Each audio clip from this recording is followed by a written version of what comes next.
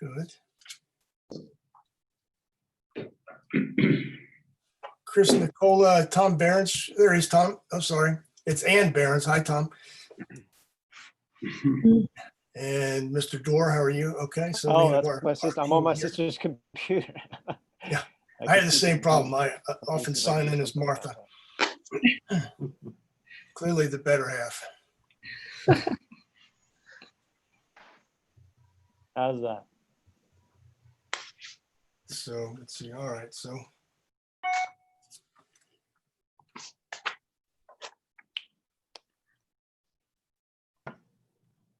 And I'm waiting for Samantha, who's the one who can operate the I'm here. archive documents. There we are. There she is. Yeah. Good. Hello. no pressure, Miss Alfonso. It's all on you. All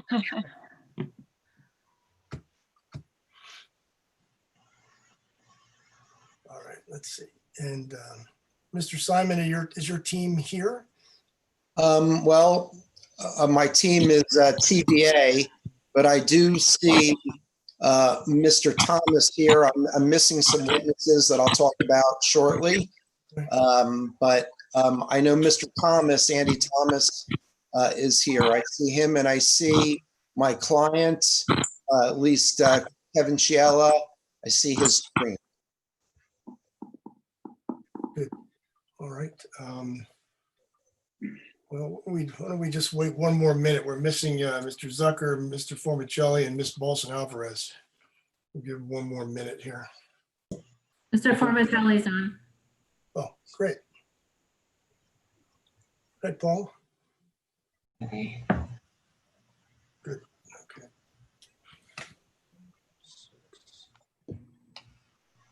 I received an email from Ms. Bolson Alvarez about an hour ago with some comments to the DRO, so I know that she's out and about.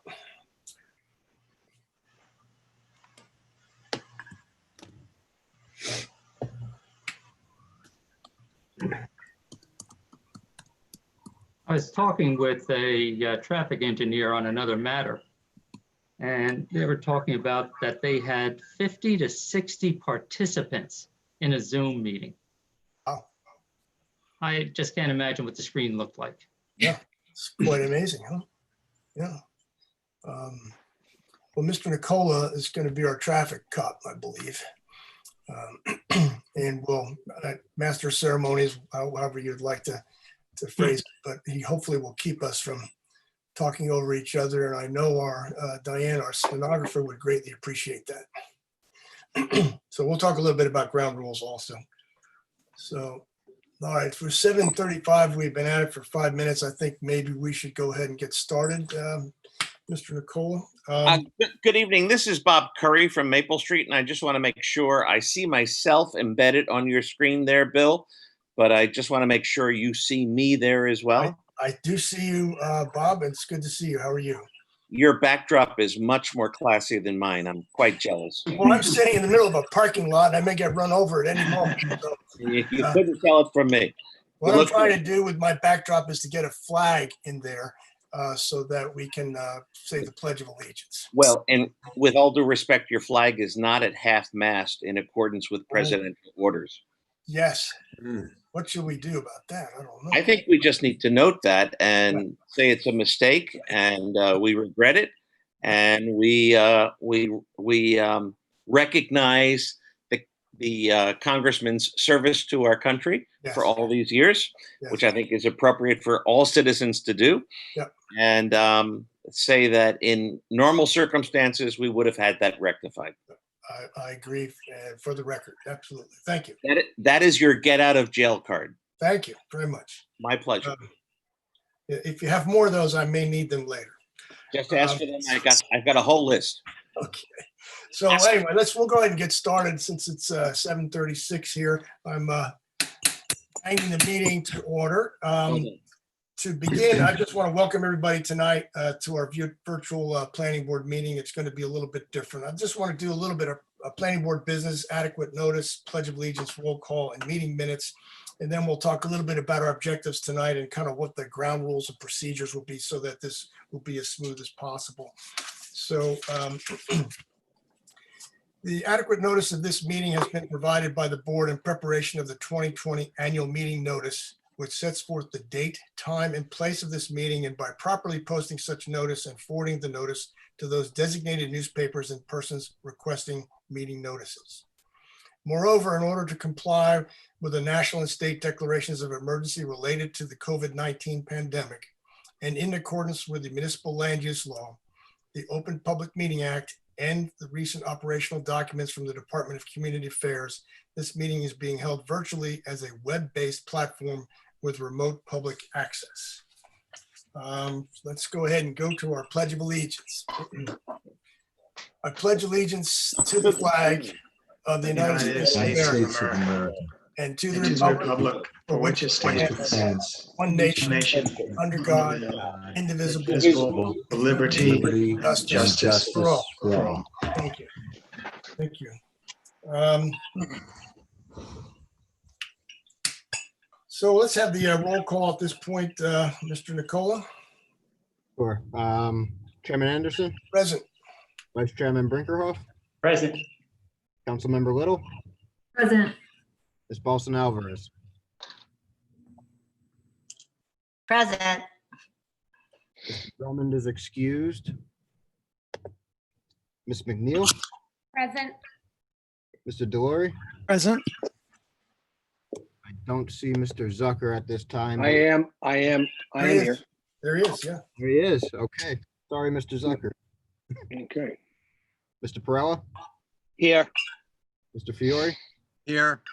Mr. Formicelli, Here. and for the record, Mr. Warner's here. You have a quorum. You can.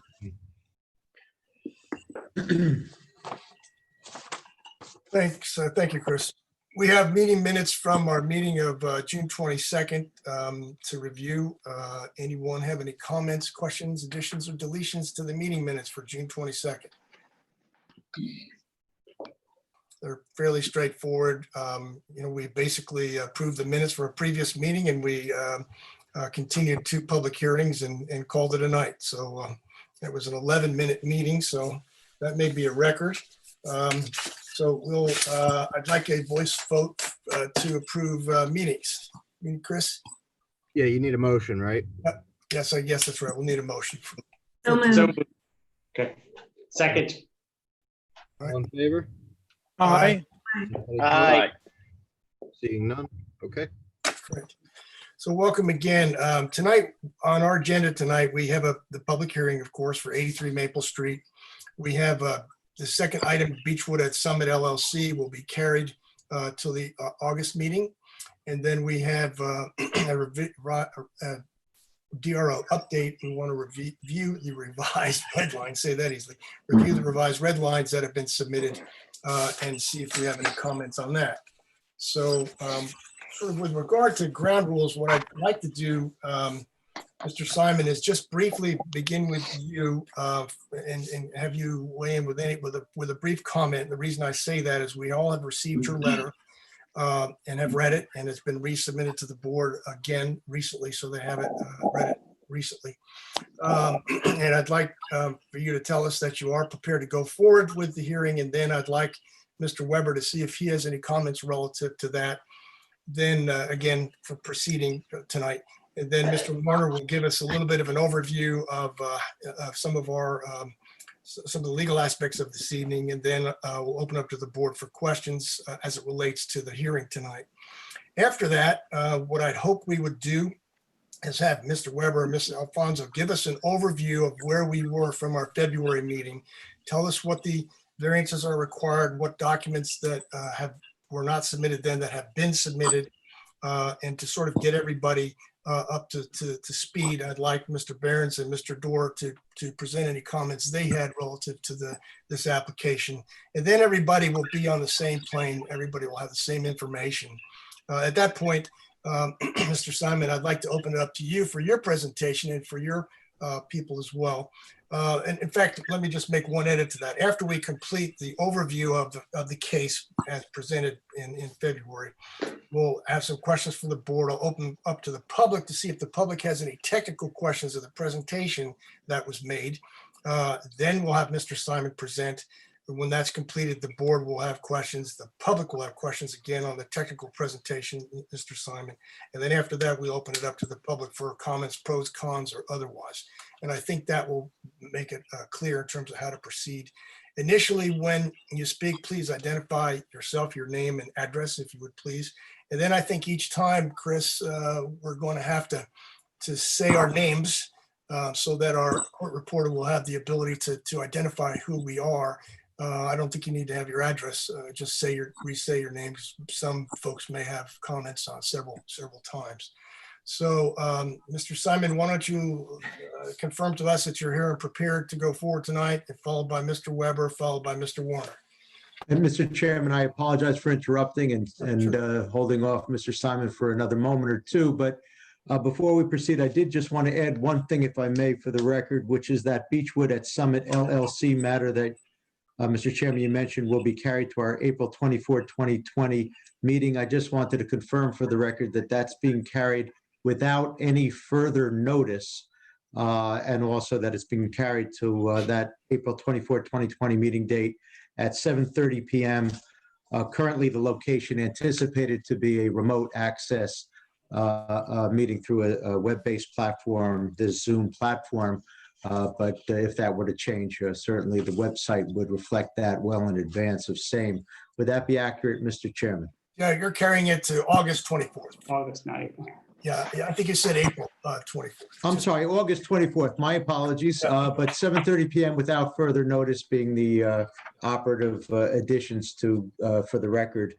And then I believe what Mr. Chairman, what you were asking Mr. Simon to weigh in on is if he's ready to proceed, to have the applicant proceed without objection, or if he's still objecting pursuant to the letter that he previously submitted to this board, I think, just for clarification purposes. That's correct. Thank you. It's a predicate issue to address, which is the ability of the board to proceed this evening if it's being objected to. So I think that's where we are, Mr. Simon. I'm done. Thank you, Mr. Chairman. Okay, can everybody hear me? Yes. Yes. All right, great. So it was good to be here before this board. My name is Rob Simon. For those of you who do not know me, I'm an attorney with Herald Law in Warren, New Jersey, and I'm here on behalf of both Dagmar and Kevin Chiella, who live at 85 Maple Street in Summit. And as I may have to apologize right up front, because although the chairman, Mr. Anderson, did ask me to keep my comments short, I promise you they will all go to jurisdiction and the ability to proceed tonight. I won't get into the substance of the application. So I will limit my comments to that topic or those topics. So let me first start with, and I'm not going to repeat, the chairman made reference to a letter that I had sent dated June 19th, 2020. And that letter certainly talks about issues pertaining to the ability of a board to proceed during the COVID-19 state of emergency and proceeding via the Zoom platform and other virtual platforms where you have objector and significant objector participation in an application. And I recited in my June 19th letter, and it still stands today, that there are numerous problems and difficulties with proceeding with the Zoom hearing. I know you've had some, but particularly when you have an objector case where there's going to be cross-examination, the presentation of evidence. And frankly, we believe that under those particular circumstances, and I'm saying that as an attorney who has presented applications on behalf of applicants and applications where I serve as board attorney. In cases where we've had an objector case, as they call it, we have adjourned those hearings because it is just not feasible and practical to conduct those hearings, we believe, no matter what side of the fence you're on, in allowing for a fair process to proceed for all members of the public. So again, you've received my June 19th letter. My June 19th letter still stands. I do respectfully believe that the application should not proceed tonight for only if for only that reason. And certainly that we would be willing and welcome the opportunity to participate in a live hearing with regard to this application, but not under these circumstances with a virtual hearing, given the nature of the quote unquote objector case. So that's the issue with regard to virtual hearings. Let me move on to a couple of other problems I have in terms of proceeding tonight. Number two, in terms of this evening, I do know that Mr. Weber did provide, or his office or Samantha provided public notice of this hearing. We do believe that the notice for the hearing is improper, and I'm going to explain why. The notice that was received by property owners within 200 feet for this hearing this evening, and the notice that was published in the newspaper, it failed to include the ordinance provisions from which the applicant is requesting relief. And that is especially important here, where the applicant is relying on an old ordinance under the time of application rule. And frankly, or parenthetically, how would the public ever know reasonably what ordinance provisions they're relying on, let alone the fact that the ordinance that they're relying on is an ordinance or ordinances that no longer exist? There's no mention of the extent of the deviation requested in terms of by percentage. There's no mention of ordinance section. There's no mention of the specific variance requested, whether it's a C variance, and if so, what type of C variance. So we believe that under the ProMart case, as Mr. Weber and Mr. Warner are aware, and its progeny, that there is no way under Section 11 of the Municipal Land Use Law that this matter should be proceeding tonight. And in addition to which, and I neglected to mention, that in the notice, the applicant fails to provide information to the public as to how to access and review documents for the hearing from the municipality's website.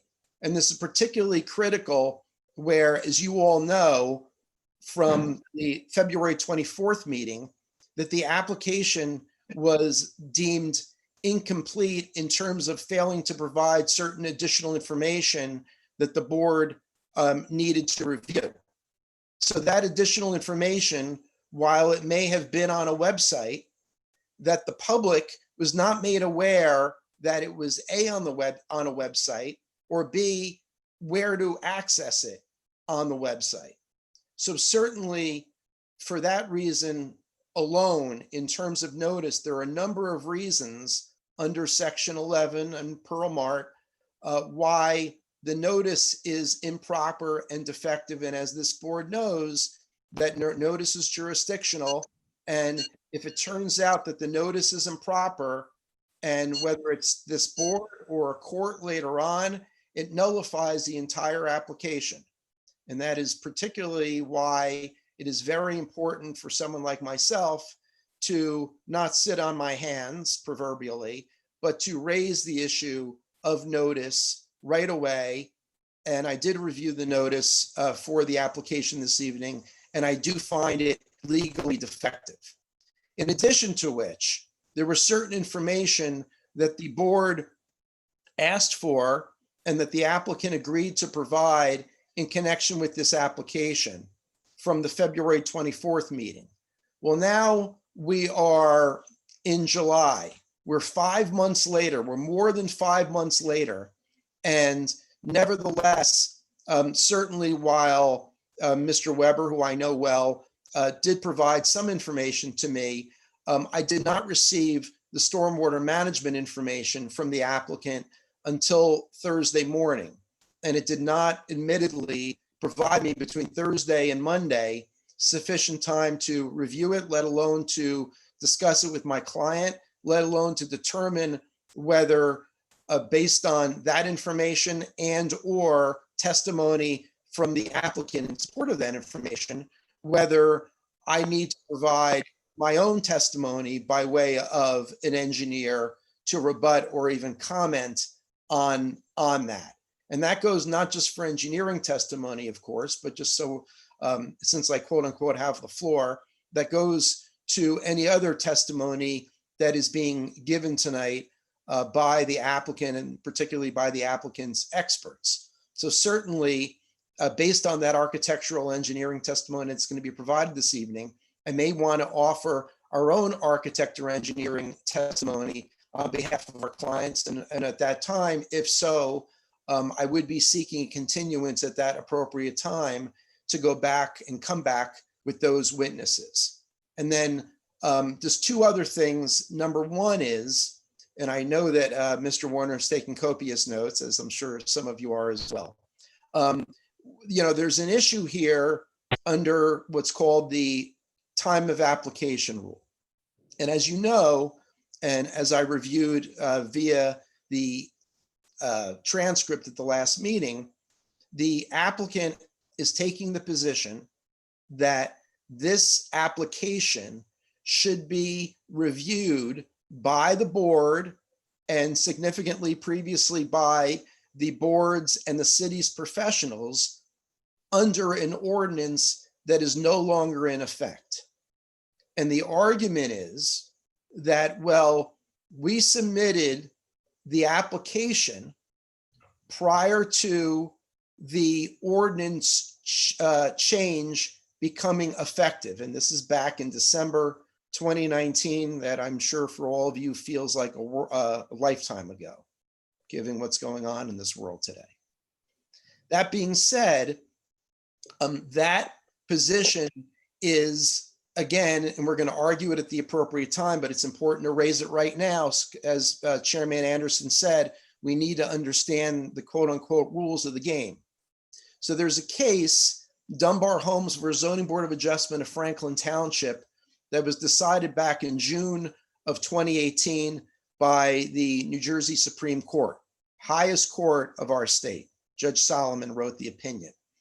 And that case talked about the issue of the time of application rule and what happens where an applicant submits an application prior to the ordinance becoming effective, but it later turns out that the application is incomplete for one reason or another reason, and what constitutes an application being incomplete.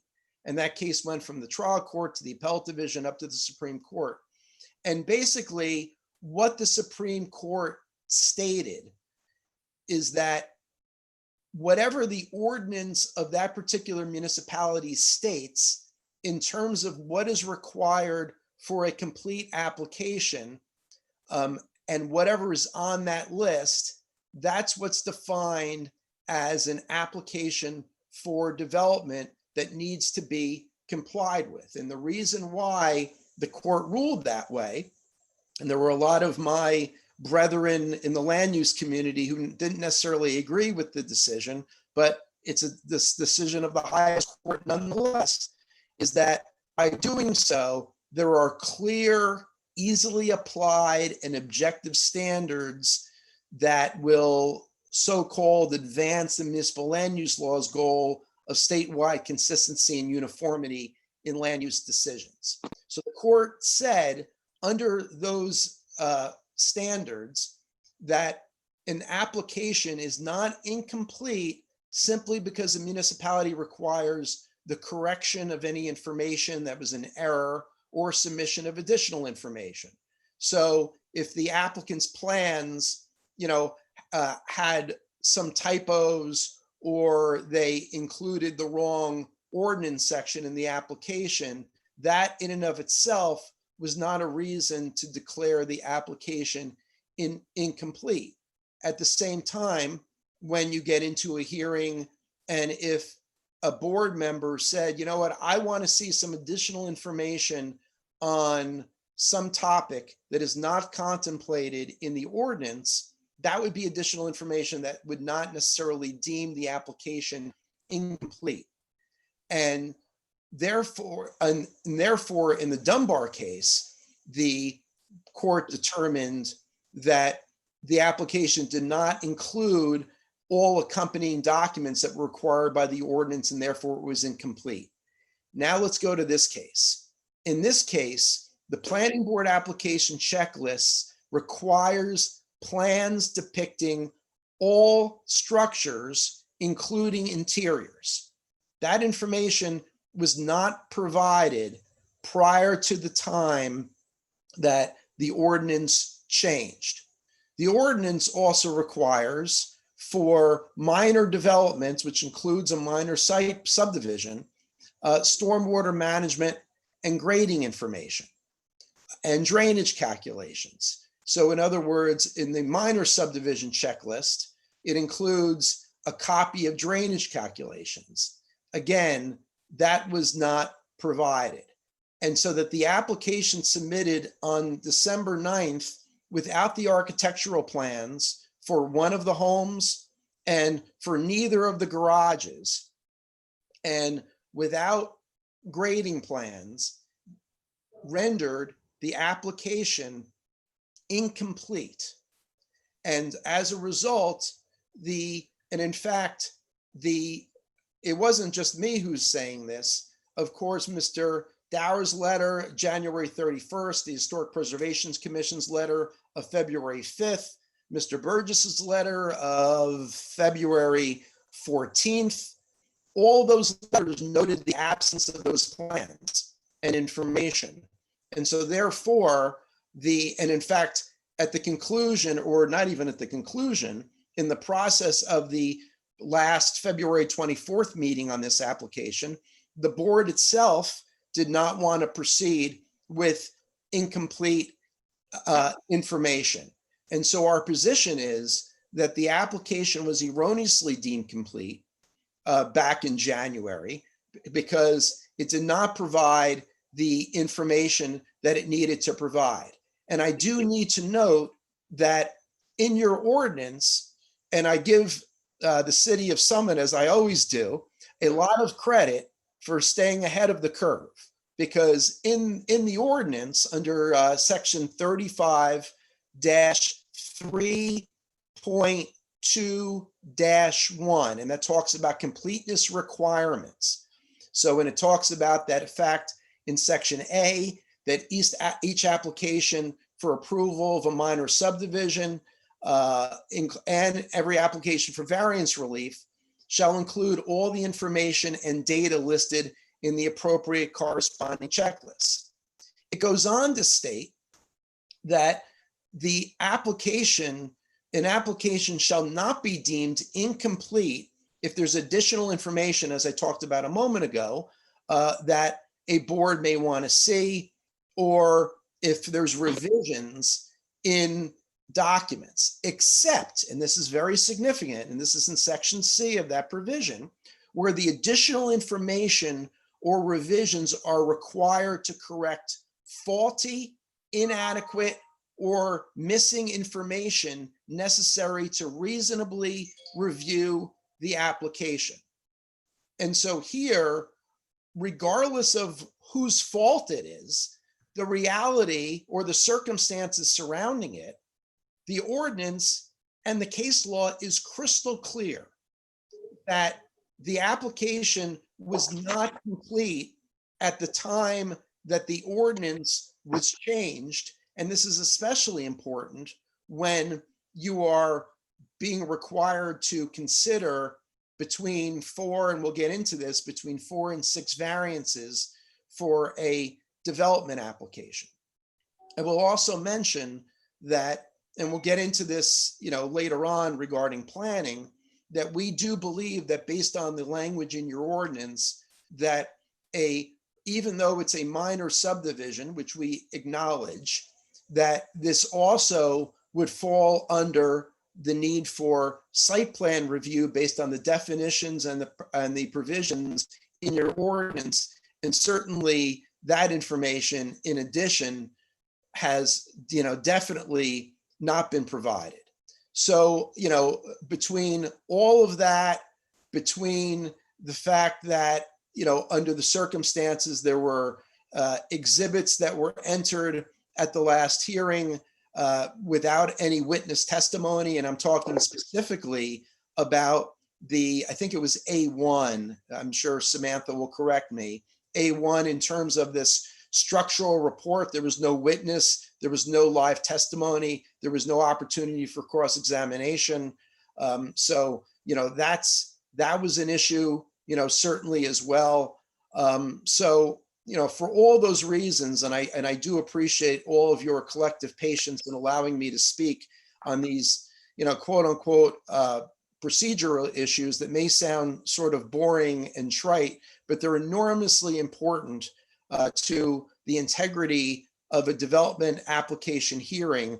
And certainly, whether I'm a board attorney, applicant's attorney, objector's attorney, the last thing that we all collectively want to do is proceed with an application where it is defective jurisdictionally, or there's an issue or issues in this case that are raised by a member of the public through their counsel that call into question whether it is appropriate to proceed. And this is a very long-winded way of me saying, Mr. Anderson, that for all those reasons, we are not prepared to proceed this evening.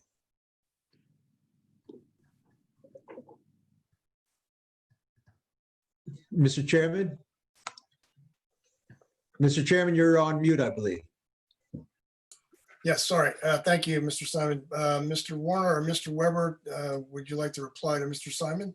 Yeah, Mr. Chairman, my advice to the board would be that Mr. Weber be given a full, fair opportunity to address the three predicate issues that Mr. Simon just addressed on behalf of the objectors. That is the virtual or web-based platform nature of this hearing, the notice, alleged deficient notice, and the issue and impact of the contention that the time of application or time of submission rule would have an impact on if not the jurisdiction, the merits of the application. I think Mr. Simon may have been stating that it had an impact on both. Correct. Mr. Weber? Thank you, Mr. Chairman, members of the board. James Weber of Dempsey, Dempsey & Sheehan on behalf of the applicant Cardone Contracting. Michael Cardone, who's here in attendance, being the principal of that company. This is the continuation of the hearing that was presented to the board on February 24th, 2020. And that presentation included full notice to all the neighbors with the opportunity for those neighbors to appear and be heard. The application had proceeded, as the board may recall, through the testimony of Mr. Cardone, the testimony of William Hollows, the testimony of Kim Tone, which was not completed, and the testimony of Paul Greigel, professional planner. At the same time that that hearing was presented to the board, it also involved the determination of the issue as to whether or not the 12-19-19 ordinance applied or whether the current ordinance applied. That was brought up in the transcript and at the pages of 117, 118, 119, it was made clear.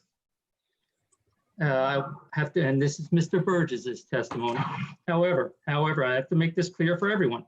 We're only obligated to look at the prior zoning because the municipal land use law says that you use the ordinance that was applicable at the time of the application.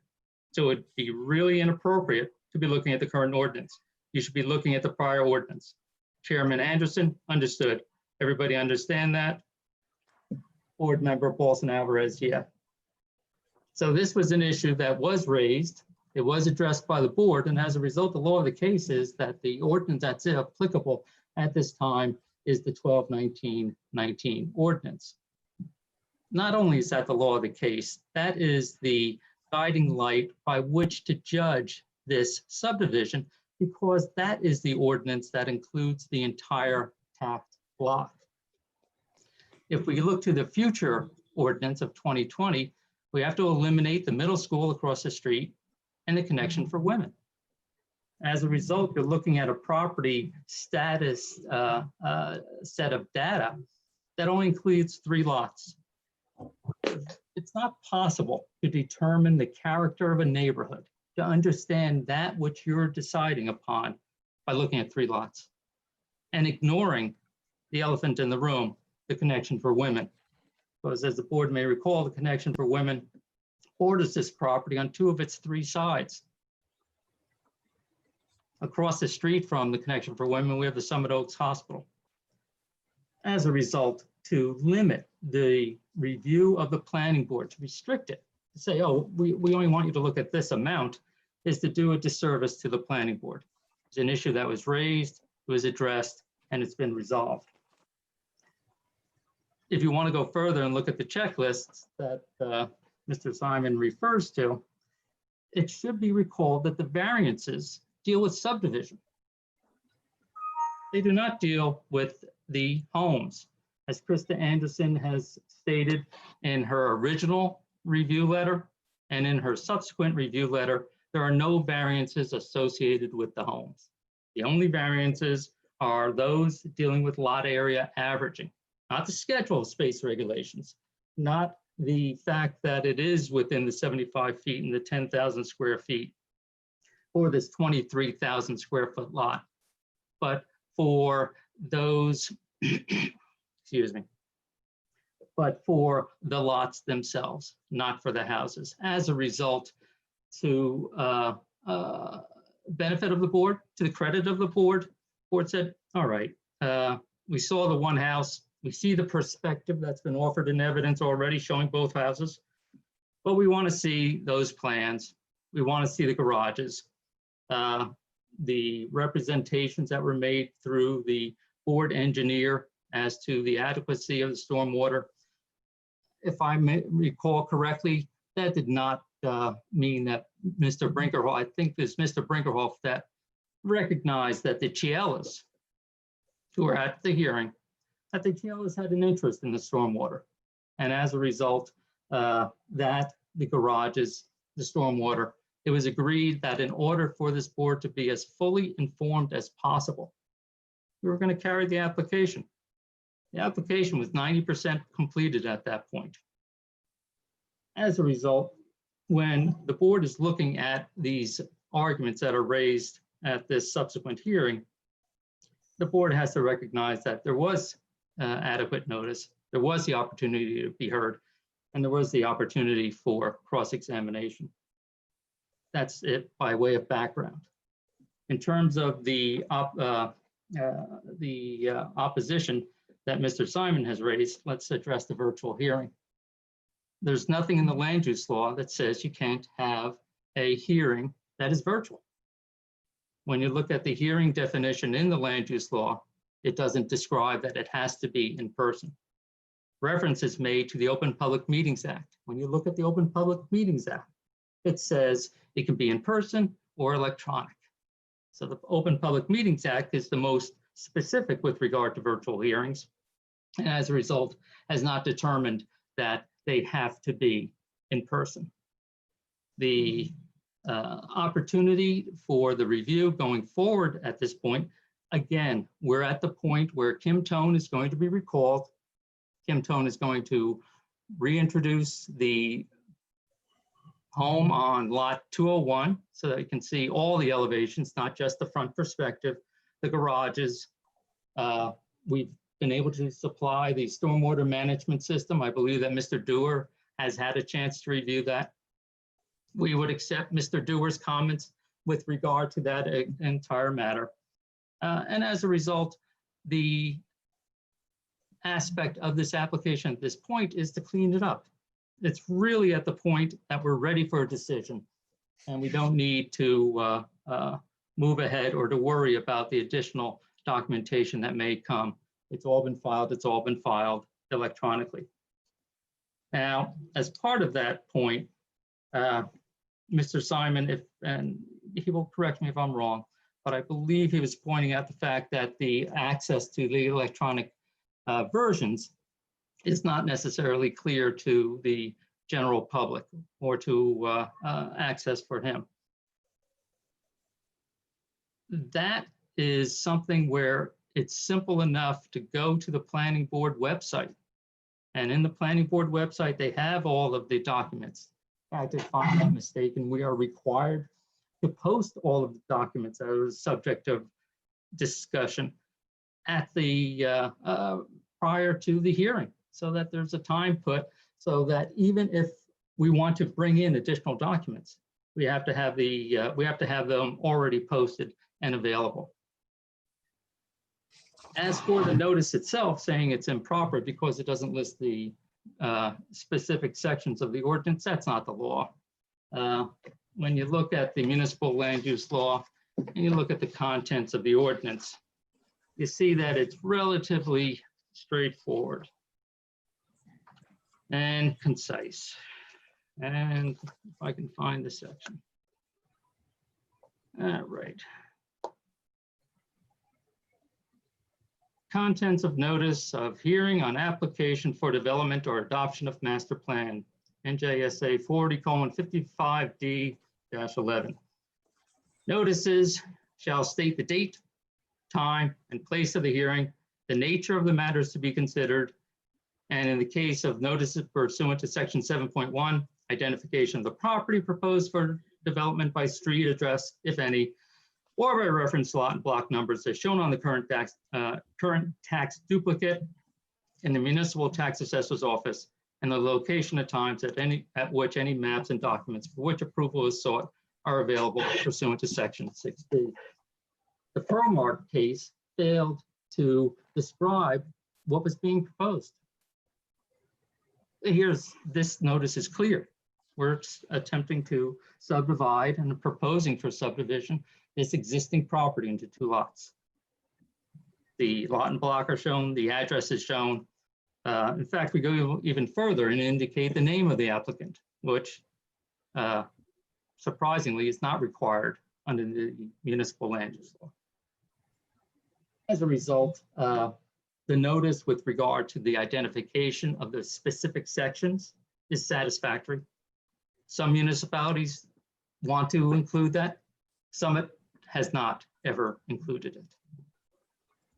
When we talk about then the failure to provide the information to the public as to where to find information, the language that we have crafted onto the ordinance is the language that the city has provided. That is something where we've even gone a little bit further than what the city had and have expanded upon the notice. For example, indicating that you have to be able to use an electronic device, not just a computer, but you can also use your phone if you have one, or iPhone. So to be as inclusive as possible. And that included, board members, reserving notice for Mr. Cardone on all of the neighbors of the proposed subdivision by certified mail, return receipt requested, because the Zoom language changes for each meeting. So we made the determination that in order to be cross our T's and dot our I's, we included that specific Zoom language, which changes with each notice, with each hearing.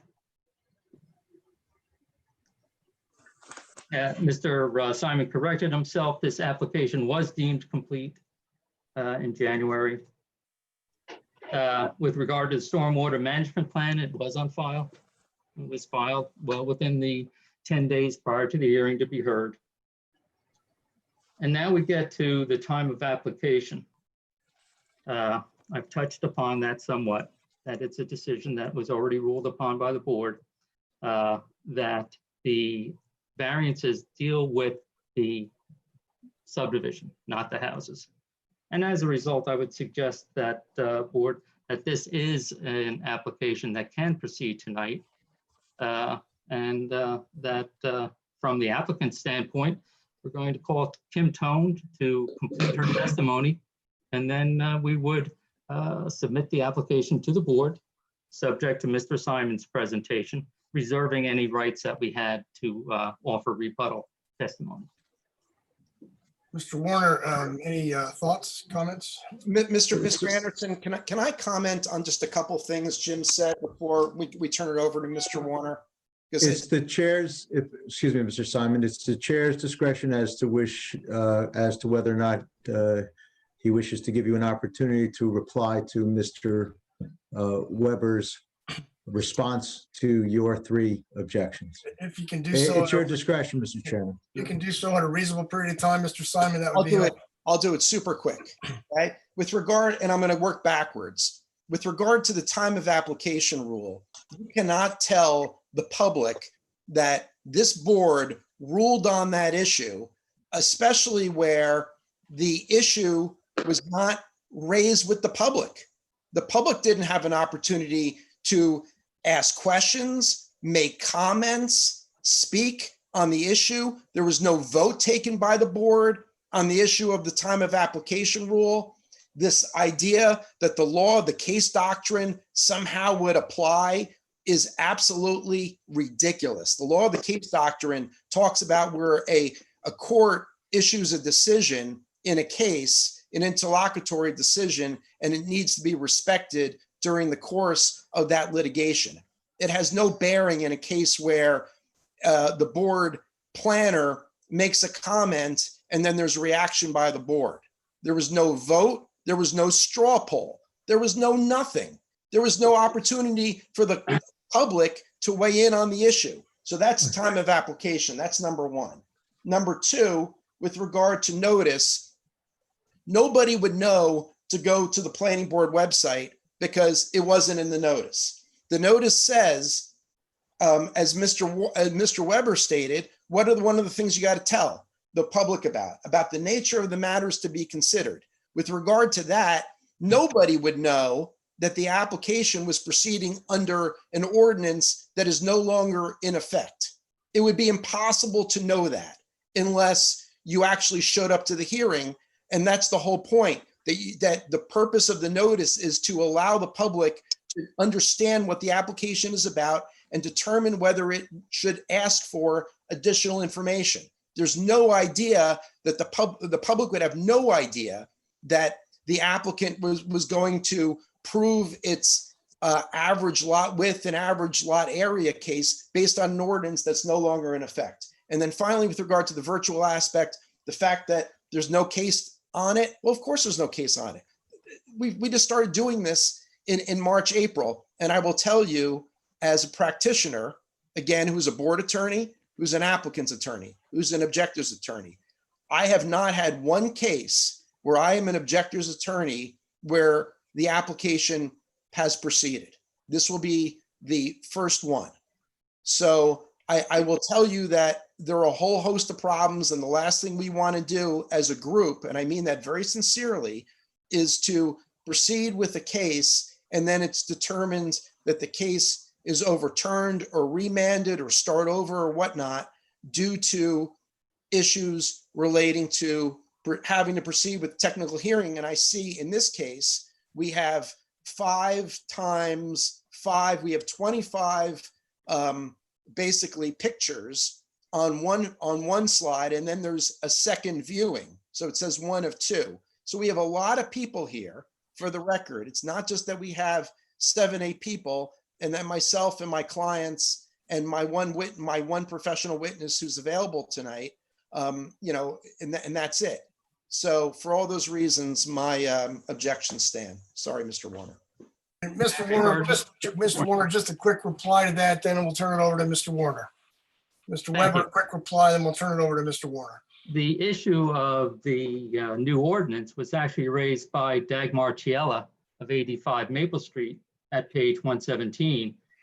And she states her name, Dagmar Chiella, 85 Maple Street. And my question is, there's a lot of reference to the request for variance, and that's in compliance with existing criteria for R10, which is 10,000 square feet. I know there was a change in the development regulations ordinance that passed in December, with the properties being in compliance now under the new criteria. That conversation followed up with the chairman, therefore agreeing with Mr. Burgess, it is to be addressed within the existing ordinance. So there was the opportunity, public brought it up, and it was resolved. With regard to the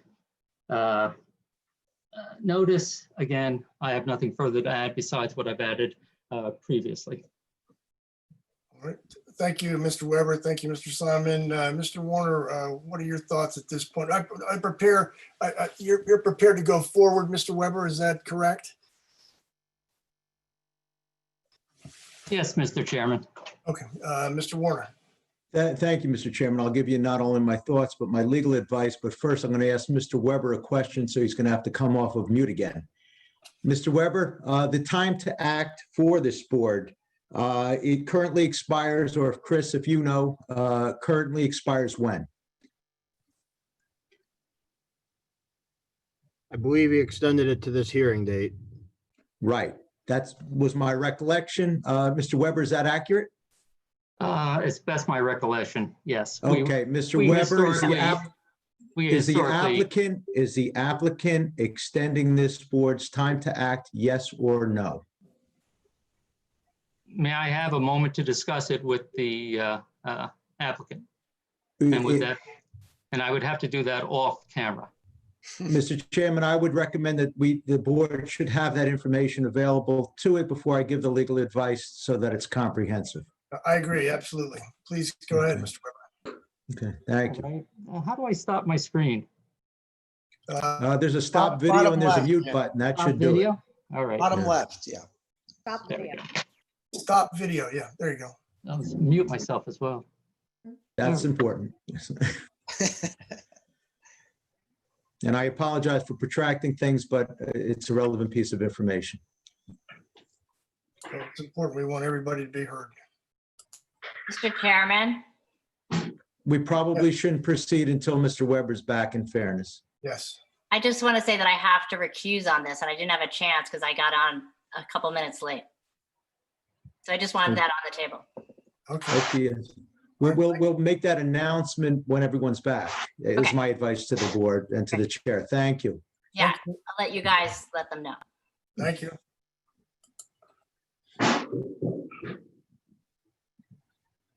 We'll still have a quorum.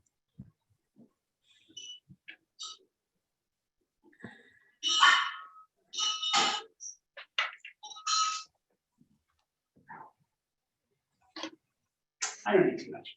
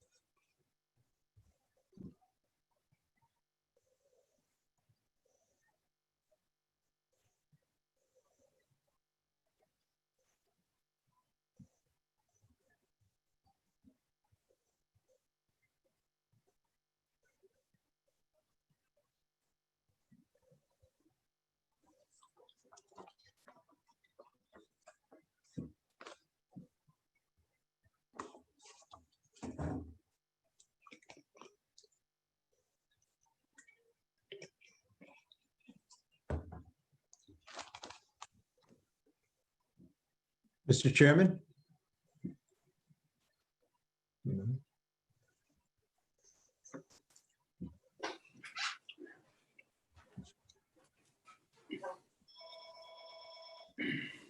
Mr. Weber, are you ready to proceed when everyone's back?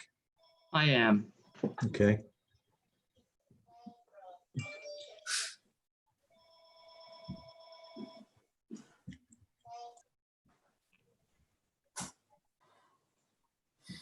Mr. Chairman, I think we're ready to proceed. Mr. Weber appears to have an answer. Okay, great. All right. But maybe we should just confirm that we're back on the record and that all board members are here. And Ms. Bolsonaro is recused as well. Correct. For the record, Mr. Chairman, we have one board member recusing herself. We still have a quorum, correct, Chris? Yes. Okay, Okay. okay, thank you. And I believe we have all our board members back. Mr. Fiore is back. Yes. Thank you. Okay. Mr. Weber, we're going to answer my inquiry regarding whether or not the applicant, at least at this point in time, voluntarily extends the time to act beyond this evening. Thank you, Mr. Warner. I've asked Samantha Alfonso to double check the most recent adoption of the Permit Extension Act to see whether or not that question has been rendered moot by the fact that boards and municipal agencies have been given by the law that extension automatically. For a So- period of time, for certain applications in light of the COVID-19 pandemic, that is correct. But your analysis of that? I don't have it right in front of me. I was waiting You don't? for Samantha Oh. Alfonso to enter an appearance. She hasn't entered that. There she is. There she is. I just need one more minute. Right. Thank you. 120 days.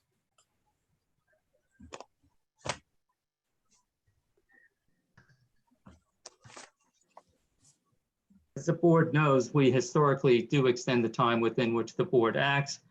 In this instance, there are other circumstances that we're working with.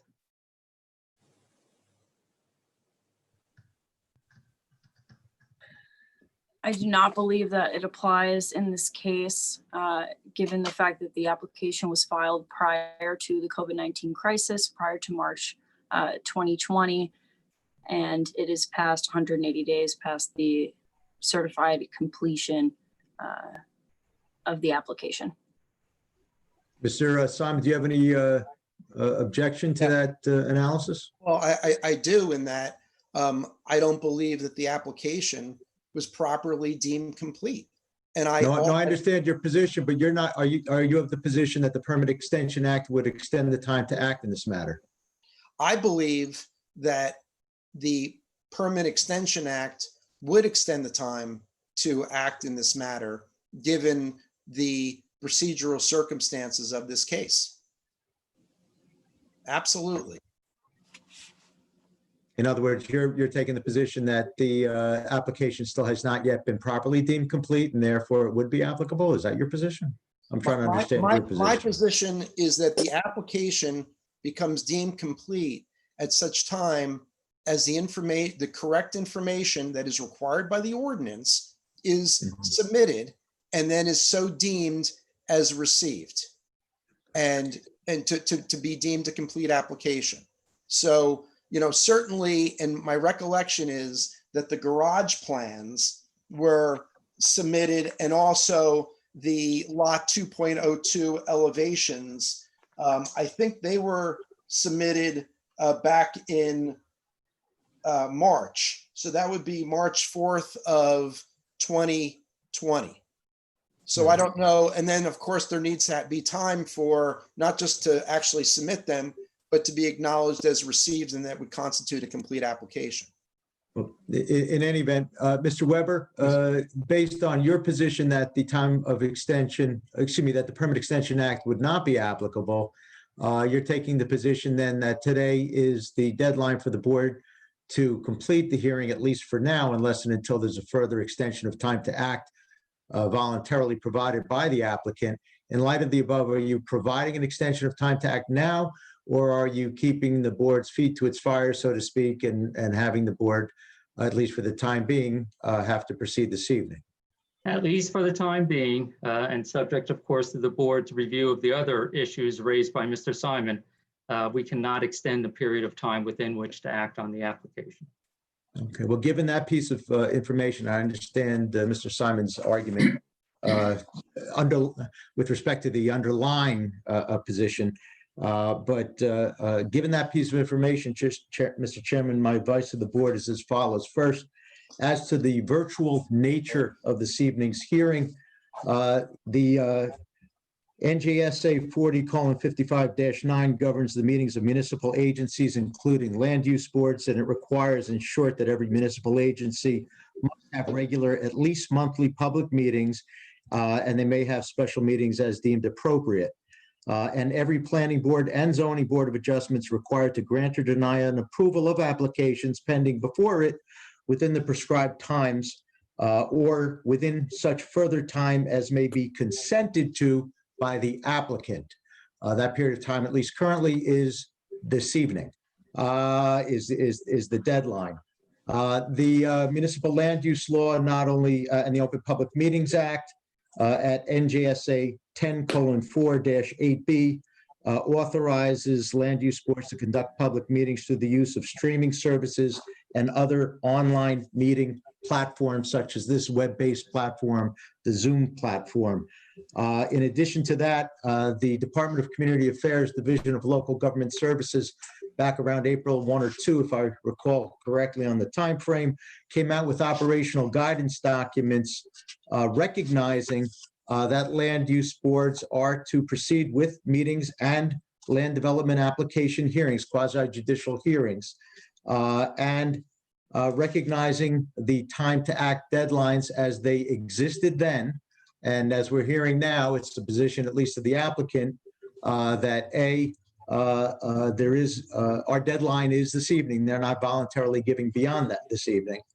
And those DCA operational guidelines provided for these web-based platform virtual quote-unquote meetings to take place for land development applications, made no distinctions as to whether they are contested or not, and recognized those timeframes within which boards must act, and required us to continue to do the public's business in those within those timeframes, and stated as, and I quote, "Given that procedural requirements and deadlines remain in effect, it is imperative that local units, including land development boards, land use boards, continue to assure public hearings are conducted timely."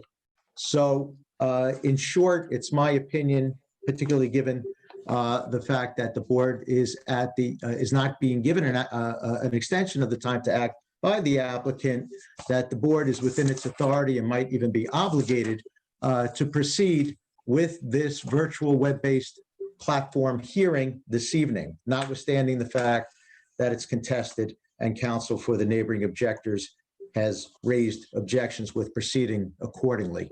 That's number one as to the virtual quote-unquote meeting. Number two, as to the notice, the law with respect to notice is NJSA 40:55D-12. The contents of the notice must include the date, time, and place of the hearing. At the time the notice was made, the date, time, and place was listed. The original date, February 24, 2020, 7:30 p.m., Summit City Hall. In fact, it took place, the meeting did, that evening in that location, and has been subsequently adjourned without further notice in a proper fashion, in my opinion. That's the date, time, and place of the hearing. Identification of the property proposed for development by street address or by reference to lot and block number is a second item that must be contained in the content of the notice. Not only was the street address or the block and lot listed, but both were.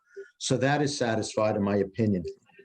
Number three, the location and time at which maps and documents for which approval is sought are available.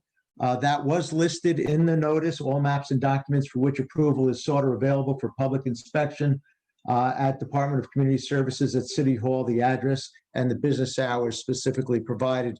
Again, at the time of the notice, that was the location of those documents. Things have changed, but frankly, they've been covered in the on the website and the various agendas, and all that information has continued to be available to members of the public since that date of well before February 24. The fourth item required in the content of the notice, as was stated, I don't think there's any dispute by the council as to what that is, just whether it's been satisfied or not. The nature of the matters to be considered. And the Pearlmark case and its progeny was mentioned, I think, by both attorneys. And generally, the Pearlmark case stood for the proposition that sufficient information has to be available and a common sense description of the application, sufficient for members of the public to have an understanding and to make a determination as to whether or not they wish to attend the hearing. And I'm paraphrasing. The application did provide a description. The applicant seeks approval for minor subdivision of the property to create 2 lots to be improved with 2 new single-family homes. It specifically says that in addition to the subdivision approval relief, variance relief is required from the standards regulating average lot area and average lot width, W-I-D-T-H. I have a little difficulty with that one sometimes. Those are the 2 deviations that I understand to be at issue with respect to each lot here. So therefore, you have 4 variances in effect: 2 average lot area and 2 average lot width deviations. And then it has what we call the catch-all language and all other relief in the form of variances, et cetera, it goes on. In my opinion, under the Pearlmark case and its progeny, that's a sufficiently detailed description of the matter, so that a common sense description of same, so that your average person, ordinary lay person, I hate that term, but that's what the court uses, could intelligently determine whether or not to object or to seek further information about the application. So I think the notice was sufficient. It's been sufficiently carried thus far. I think the virtual hearing, in light of the fact that our time as a board is not being extended voluntarily by the applicant, speaks to the fact that a virtual hearing at a minimum is within the discretion of this board, if not required by this board at this time. And the third issue is the issue of the time of application rule. And frankly, the time of application rule, and under the Dunbar case, a completed application is not something that needs to be filed. The law at issue at the time of the submission of the application is what is required, so long as, bear with me, I shuffled things around so much that I shuffled one right out of the deck. Here we go. Didn't anticipate it, but found it. The Supreme Court in Dunbar utilized the definition under subsection 3 of our municipal land use law for what the definition of an application for development to determine what needs to be submitted at the time of the submission of the application for the law in effect, or the ordinance in effect at the time, to be applicable. I don't believe there's any argument to the fact, as I understand it, that the prior ordinance that we've been operating on became effective after what the application was submitted by Mr. Weber on behalf of his clients. The only question that Mr. Simon is raising is, was that a sufficiently detailed application at the time it was submitted under the Dunbar case to make that, to start the clock, if you will, and to put the ordinance at issue at that time in effect. In other words, the old ordinance definitions regulating neighboring average lot area and lot width, as opposed to the subsequently enacted ones, which were effective a few days later.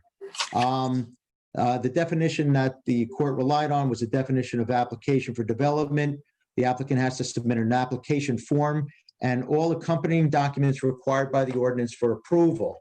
And it's my understanding, and our Chris Nicola, who I believe, correct me if I'm wrong, Chris, reviewed the application at the time and was part and parcel, if not the determiner of it being sufficiently complete to be a complete application, found that the application either that was submitted prior to the effective date of the new ordinance, the application was the correct forms, minor subdivision relief and bulk variance relief application forms, and that they either had all the necessary information and documentation or reasonably requested waivers for those items that were missing. Would that be accurate, Mr. Nicola? Yeah, the applicant filed the necessary forms and they, when they came to the hearing, then the board requested additional documents. Yes, but at the time of the filing, did they request waivers of those items or that were not submitted at the time? They filed all the plans that were necessary for the time. Did they, in their checklist that was submitted with the application, did they submit everything on the checklist? And where they didn't submit items, did they request a waiver for those items that were not submitted? I don't believe they requested any waiver specifically, but they submitted what they needed to in order to be deemed complete. Okay. My advice to the board is that Mr. Simon should be able to reserve his right as to the operative ordinance, and he can make his arguments on the merits as to whether or not we'll call it the prior ordinance or the new ordinance should be effective.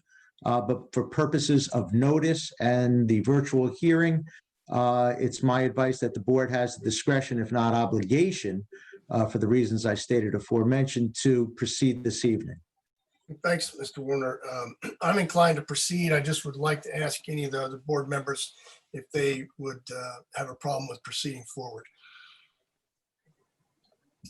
No, this is Jay Brinkerhoff. No, thank you, Steve, for that clarification on those issues. I really appreciate your advice. Well done. So any other board members like to weigh in? Okay. Well, from our determination, I think we should go forward at this point and proceed. Okay, and we're not going to, Mr. Chairman, Mr. Simon wishes to be recognized. Yes, sure, Mr. Simon, yes. Just so we're clear going forward. So in terms of the time of application, because I would like to have at the appropriate time, if that's an open, is my understanding is that that's still an open issue? Is that accurate? Mr. Warner?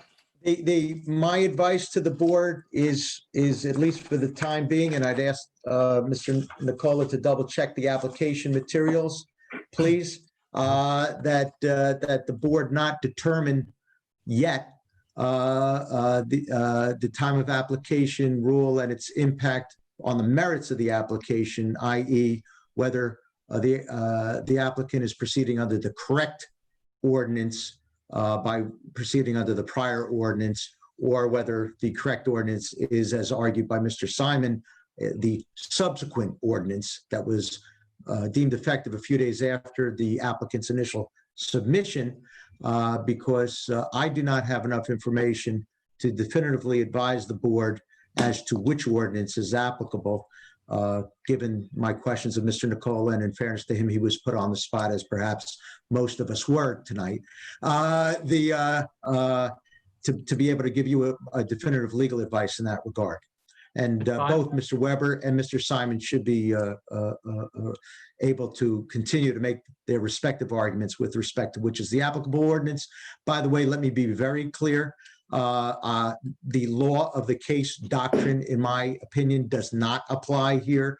This board has not yet ruled on which ordinance applies, notwithstanding what questions may have been asked by Ms. Kiela and what answers may have been provided at the time by Mr. Burgess.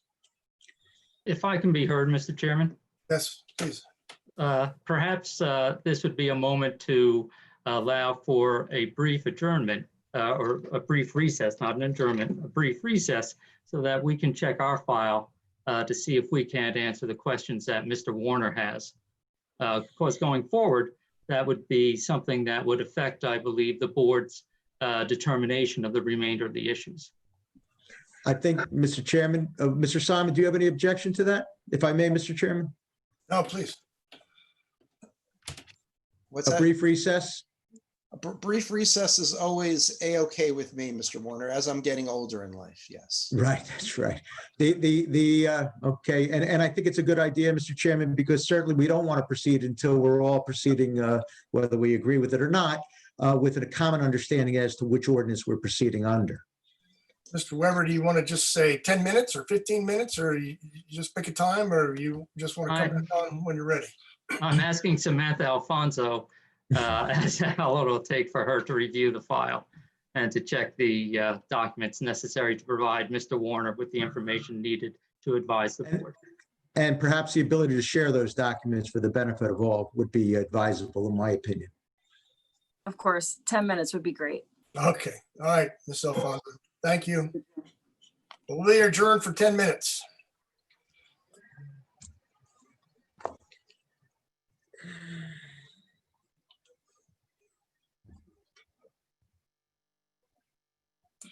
I would suggest everyone put their phones on mute.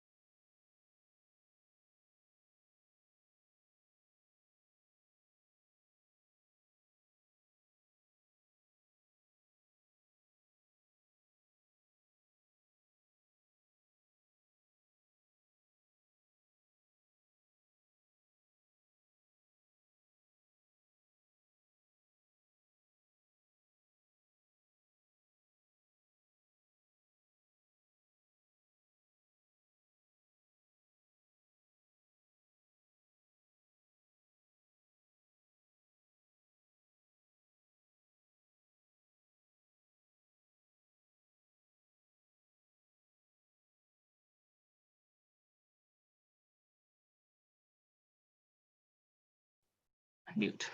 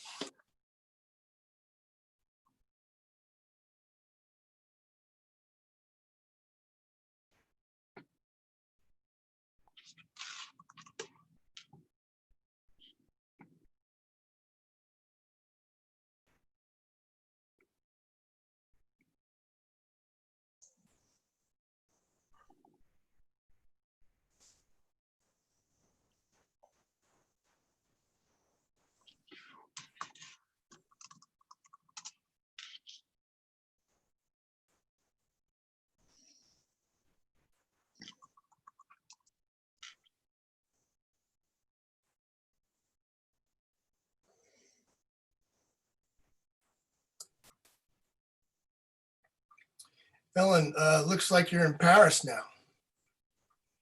Yes, I am. Nice. Mais oui, Yeah. c'est joli. Yeah. It got too dark in my office. Ah, I had to change the background. yeah. Well, it was a quick trip. I'm amazed how fast you got there. Yeah. Well, I would be there actually had it not been for COVID. Oh, that's a shame. Yeah. Yeah. Probably actually at this point on the beach in Saint Tropez, but Okay. Wow, that really hurts. tell me about it. But you know, who doesn't love Summit when it's 95 plus degrees? There couldn't be New Jersey, just perfect climate. Gorgeous. Yeah. It's like Abu Dhabi was in, February. I'm used to this. Yeah, yeah. Yeah, so. Well, if you can't actually be there virtually, we pretend Yeah. that you're somewhere else. You get to go to Paris and I hang around in the city parking lot. Yeah. Yeah. But good eye, Bill. Good eye that you Yeah. recognize that Yeah. it was Well, I Paris. saw, obviously the Eiffel Tower and Sacre Coeur and a few places like that. Yes. Yeah. I had a cab ride from Sacre Coeur down to my hotel where the cabbie decided that the traffic was too intense and decided to drive on the sidewalk. Stop. That was interesting. Listen, this is Bob Curry from down the street, and I just want to put shame on all of you. Today is National New Jersey Day, and as a Union County resident my entire life, I find it repulsive that our elected leaders are besmirching the good name of New Jersey right now. No, not at all. Not at all. Let the record show that I am pro-Jersey. Yeah. Well, First of all, we're not elected. And secondly, today is National Scotch Day, which is more important. we should all be drinking Scotch. Shame, my friend. Well, we can drink Scotch made in New Jersey. I wish we could. Yeah. Is there such a thing? I don't know. No, Scotch can only be made in Scotland. That's a fair point. Okay. So Whiskey, Yes, that's absolutely correct. whiskey can be made in New Jersey, but Scotch cannot be. The true Scotch can only be made in Scotland. Yeah. Correct. Yeah. And I'll let you all return to your deliberations. Okay. I'll be more than happy to switch my picture to a Jersey Shore escape. Yeah. Okay. I drove down the shore, so I'll be more than happy to do so. Yep. It just take me a few minutes. So we're kind of about our 10 minutes. How do we proceed from here, Mr. Warner? We get Mr. I think we asked Jim to see if he could find his colleague. Mr. Fiore, anyone else who needs to come back? She's here. Miss Alfonso's here. We don't need Jim. We only need Miss Alfonso. We don't really need Jim. Okay. I'm here. Thank you. I was actually, before we do proceed, Mr. Chairman, my apologies in advance, but maybe we could have a quick roll call just to make sure we're all back for the record. Yep. Mr. Nicola. And we don't have to call any members who have recused themselves. Okay. Chairman Anderson, Present. Vice Chairman Brinkerhoff, And present. Councilmember Little, Here. Ms. McNeil, Present. Mr. Delory, Here. Zucker, Present. Mr. Perella, Here. Mr. Fiore, Here. Mr. Formicelli, Present. and Mr. Herman is absent today for the record. They're here. Thank you. Mr. Warner, I have a question. Even though Ms. Balsam recused herself from this matter, doesn't she need to be present for the following matter? Need to? She certainly within her discretion to be. She can be. Well, no, present what for the- I'm saying is, shouldn't she acknowledge that she's here so that the next matter has a quorum? Oh, that's a good point. Yeah. That's Well, all I'm she- asking. She's recused herself from voting on this one, but she should Correct. say she's present so that she's here for the next witness or the next matter. That's right. As long as she at some point, but by that point, if she can do it now, there's nothing wrong with it. Unless we're going to take another break in 2 hours. No. I am present. Okay, thank you, Ms. Yes, Paulson. and the record will reflect that she's recused herself from this hearing and she's removed herself from the virtual dais. Thank you. All right. So what's our answer, Mr. Weber or Ms. Alfonso, if I may, Mr. Chairman? Good evening, Samantha Alfonso. We were not able to locate the subdivision checklist in our electronic archives. Only the planning board checklist. So I don't know if Mr. Nicola was able to find anything himself. I've just reviewed the file again as well, and I see the same what you're indicating. So, Now, the one document that I do see was the engineering report from Mr. Dewar of January 31st, 2020, where he states at paragraph 13 on page 2 of 4, should this application be approved, the applicant will be required to submit a site plan to the city for review and approval that shall address proposed stormwater management improvements. As a result, what we see from Mr. Dewar is that he has granted, in effect, a waiver because it has not been made subject, the board's approval is not subject to the receipt of a stormwater management plan prior to their ability to approve the application. So Mr. Weber, can you, I'm not that, if I may, Mr. Chairman? Yes, please. Mr. Weber, can you establish for this board that the application forms were all submitted prior to the effective date of the subsequent ordinance, and that all the documents required by that checklist were submitted, or in the alternative for those documents that were not submitted, a waiver was requested and ultimately granted? Hey, Steve, before you have Mr. Weber answer the question, Oh, there he is. I just want to say that if you're asking him to provide testimony as a witness, then he's a witness, and then he's subject to cross-examination. No, a proper with the documentation to be provided. Well, No, I mean, to be provided this evening. What I'm But- hearing is you but- don't even have the documentation. yeah, they don't have the documentation because they didn't submit a complete application. That's the bottom line. And it's I understand the argument, No, Mr. no, no, Simon. I'm not making an argument. I'm just saying that if they're presenting a witness to opine as to what they submitted. They're not, I think you're misunderstanding, and Mr. Chairman, I'm gonna take over at this point. Mr. Simon, you're misunderstanding. Please be quiet for a moment. I'm asking him a question, whether he has that documentation this evening, because I believe he's confirming for us that he doesn't. That's correct, Mr. Warner. We do not have the subdivision checklist in our file within our electronic archives. What we do have is, even if you do have that checklist, you see that while it may require a stormwater management plan, when we see that the board's engineer reviewed it, he did not find it necessary for the board to act. And if I may, Mr. Chairman, Chris, you don't have you don't have in the file No. the subdivision application? I looked at it again. We do not have it. And if Mr. Weber doesn't have it either, then Okay, Mr. Chairman, based upon the dearth of available information and documentation at this time, I'm constrained to advise the board, but that I cannot give you a definitive legal opinion as to which ordinance is operative.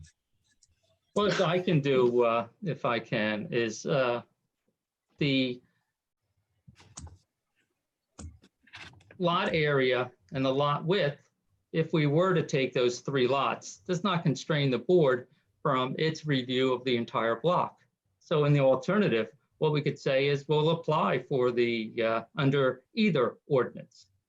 However, when we do that, the ordinance with regard to the lot area is under the subdivision section of the DRO.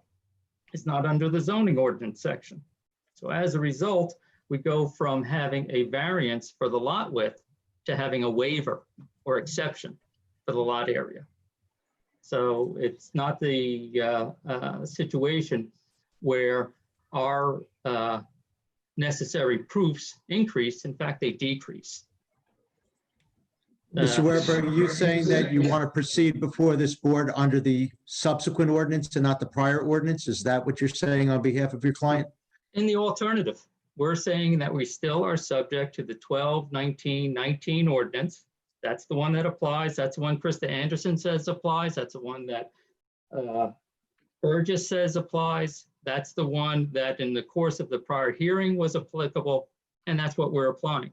To the extent that there's a determination that you want to have the 2020 ordinance apply, then in that case, you're dealing with the 3 lots, only 3 lots, 1, 2, 3. I'm not sure what sort of data that gives the board. And then certainly it also on the lot area averaging, it was put in the subdivision section, not in the zoning ordinance section. I don't think it advances. Mr. Chairman, yeah, Mr. Weber, it's my recommendation to this board that you pick an ordinance and you proceed under one. But if you're proceeding under the former, right now, I can't say that the former ordinance, given the information that's been provided, is the operative ordinance. If you want to proceed under the subsequent ordinance, then we have to address that with the objector, because now you're proceeding under what his argument's certainly going to change. Certainly, and when we look at the 2020, what I'm calling the 2020 ordinance, the December 1919 ordinance, I think that our proofs are sufficient to meet that. But you're putting me at the position of saying that I can't ask for alternative relief. No, I'm saying you have to argue which ordinance is operative and proceed under that ordinance. I'm not telling you which one to argue under. I'm telling you that my advice to the board is that you have to pick an ordinance to argue under. It's one thing to ask for a C1 versus a C2 or both as alternative bases for relief. It's another thing to say, let's go under this ordinance or that ordinance or both. Pick one. We're going to pursue under the prior ordinance that was in existence prior to December 19th, 2019. Okay, well, I can't advise the board under the information that's provided. I can't advise the board that that's the operative ordinance. If you want to proceed under it, we have a predicate issue here that needs to be resolved. Because nobody's given me the checklists and the documentation to advise under the Dunbar case whether or not the time of application rule, what its impact would be with respect to this particular application. Now, Mr. Warner, when you say needs to be resolved, tell me what that means as a board member. That means as a board, you can't make a decision on an ordinance based on an ordinance that may not be operative. Well, I mean, you can, but my advice to you is you should not. What should we do? Well, unless if the applicant wishes to proceed under the 2020 ordinance, the subsequent ordinance, we can hear what Mr. Simon's position is. He may say, no objection, go ahead. How are we going to proceed under that without the data on the calculations? Do we have that data? The applicant's going to have to provide that information. I don't make the applicant's case for them. I just I give you the legal advice that's correct. So are we supposed to vote on what ordinance that that he wants to stick with the 19 one? Are we supposed to take a vote whether we think that applies? I would ask that you wait until I advise you before you proceed under that ordinance, but we haven't heard his final determination yet. I'm just going to speak for myself. Now, I don't feel comfortable making that determination. I think that's beyond the realm of the role of the planning board to make. I think that's a determination made by someone else. Right. And I would give you the we lead. can address the questions regarding the variance. I don't feel comfortable making that determination. Yeah. Which I think was the nature of the question, frankly, from my colleague. You need an ordinance for the applicant to proceed under. Right. And it needs to be the correct one. And I can't tell you the 2019 one is the correct one based upon what I've been provided or what you've been provided. We need to know what to compare it against, to measure it against. We have been proceeding under the belief that it was the original earlier ordinance, but it doesn't seem to be provable at this point. What documents are missing that makes your determination impossible? What document? The checklists that were submitted and all the documents that were submitted with them, and whether waivers were requested and whether waivers were granted, and that needs to be analyzed, and when they were submitted. I was told that everything was submitted a few days before the effective date of the subsequent ordinance, but I wasn't given that documentation. And right now, we can't even look at that documentation. Neither Mr. Nicola or Mr. Weber has it for us. So that's what we need to see. What was submitted in advance of the effective date of the new ordinance for us to be able to make a determination based upon my legal advice as to whether it was sufficient to trigger the time of application rule. So can we continue this meeting to the next point? And I know that initially you were describing the fact that this 180-day rule that the board may have to make a determination based on that. But if we're unable to do that, can we continue into the next month? And that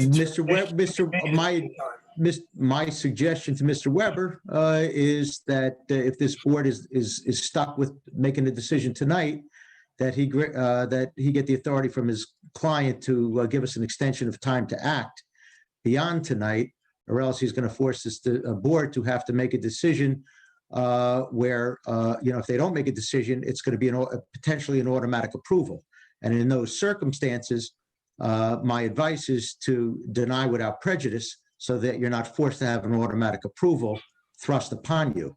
But it's Mr. Weber's client's determination as to whether he's going to grant this board the extension of time to act. If I can, and I'll speak with Mr. Cardone at the suggestion of Mr. Warner with the permission of the chairman and the board. Have we heard from Mr. Behrens, does he want to opine on which ordinance he believes is effective? Is that fair? It's a legal issue, in my opinion. If he wants to opine, he can opine, but it's a legal issue. I would recommend that the board have the advice of its board attorney after its board attorney has all the documentation necessary to give that advice before the board makes a decision as to whether it's going to proceed, and if so, under what ordinance. Steve, if I could jump in. So the application filed on December 9th, the ordinance takes effect December 12th. Right. But what exactly was and was not filed on December 9th is the material issue. Sure. Mr. Weber already noted they didn't have the checklist added, so at that point. I'm sorry, I can't hear you. Mr. Weber's already stated that he did not have the subdivision checklist filed, so I guess I defer to you in terms of. He didn't have the subdivision checklist filed with the application on December 9th? It was the planning board application checklist. When was it filed ultimately? Or was it ever filed? The subdivision? Correct.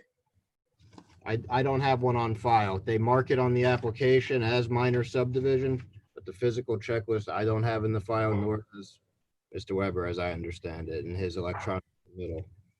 My strong advice to the board and my recommendation to Mr. Weber is that he give this board an extension of time to act, that he consult with his client, and that he may wish to modify his application to this board because he may have been proceeding under the wrong ordinance.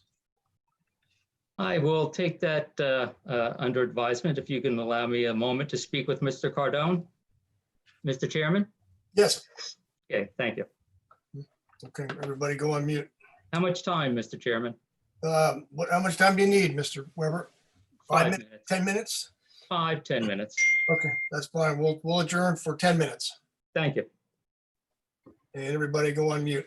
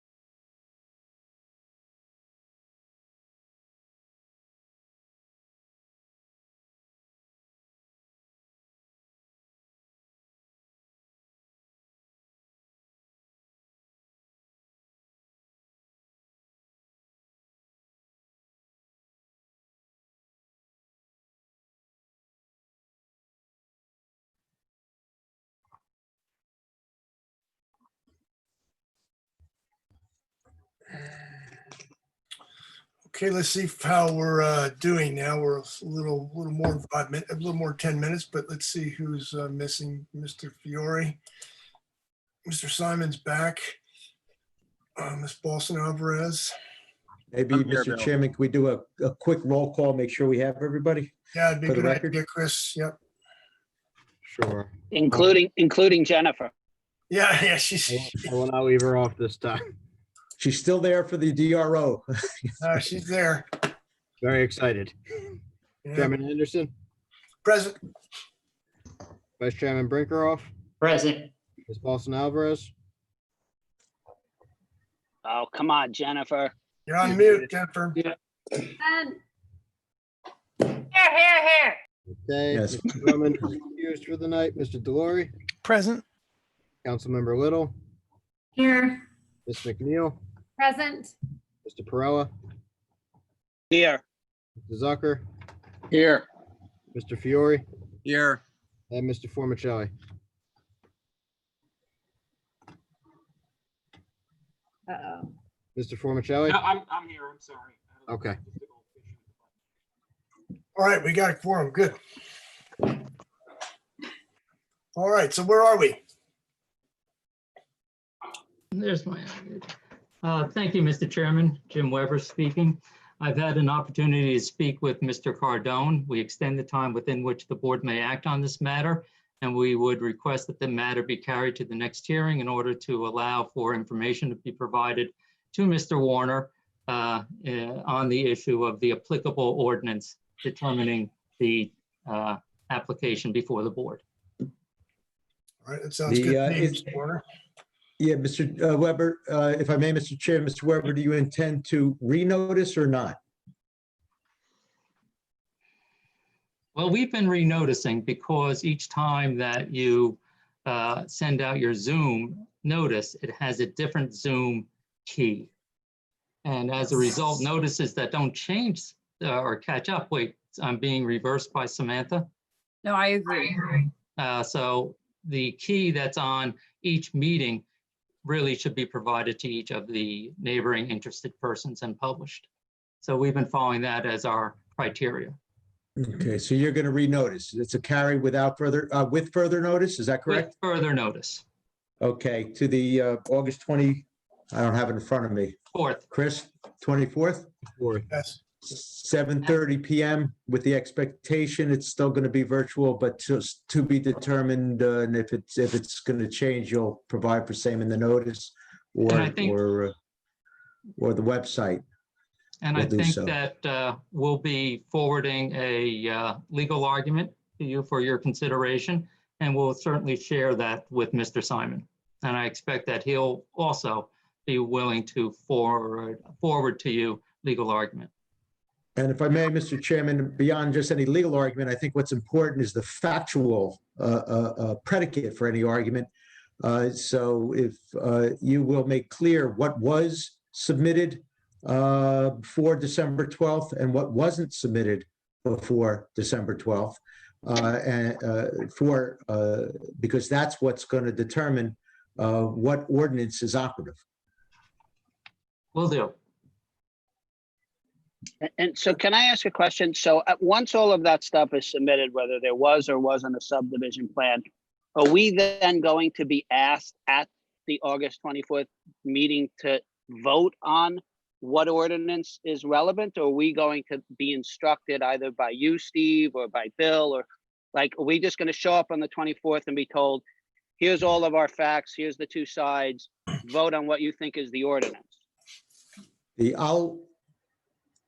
My recommendation would be that the board give each side an opportunity to weigh in, and I'll advise, and the board will have to make a determination, as is the planning board's obligation, to interpret ordinances that are before it when relevant, and material as to which ordinance it'll be proceeding under. I can't dictate it for you, but I'll tell you what the law is. If you want to follow my advice, that's fine. If you don't, that's fine as well. Well, Thank you, Steve. I would assume that the applicant would, if needed, to revise the application in terms of statistics and, certain comparisons, et cetera, that we would be given that under either ordinance, would be obvious to us which ordinance that we were using. We could do that. It's, I'm hoping that once we have an opportunity between Mr. Simon, myself, and Mr. Warner to look at the documents that were filed, have a discussion, perhaps at that point there can be an understanding of which one actually applies, or whether or not we continue to argue disparate positions. Nonetheless, to the extent we need to file the subsequent ordinance amendment or the application subject to 2020, then we'll do that. Well, the board would greatly appreciate knowing what ordinance we're operating under, because it makes it very difficult for us to make decisions. So I'll leave it at that. All right, so I guess we're adjourned for tonight as it relates to this matter. Do we need to have a motion to adjourn, Mr. Warner, and a vote? Well, motion to continue and a vote, rather? No, you don't need to vote. We're just announcing that it's been carried with further notice to the particular date and time, which has been, and location, which has been done. Mr. Simon, do you have any objection to the carrying of the matter as stated by the board with further notice? I do not. Just two comments. Number one is that, as you stated, Mr. Warner, I would like an opportunity, or maybe Mr. Weber stated it, to obviously respond to whatever Mr. Weber is submitting factually or legally. And number two is, given that Mr. Weber is going to renotice, and I offer this to every single case I have where I am representing an objector or interested party, if Mr. Weber wishes to forward the proposed notice to me before he sends it out to get any comments, I certainly welcome that, but that's up to him. It would, your review would be appreciated. And I would add one further thing, if I may, Mr. Chairman. My recommendation that Mr. Weber be given no more than 2 weeks to submit whatever he's going to submit, so that Mr. Simon has 1 week to respond if he deems it so necessary.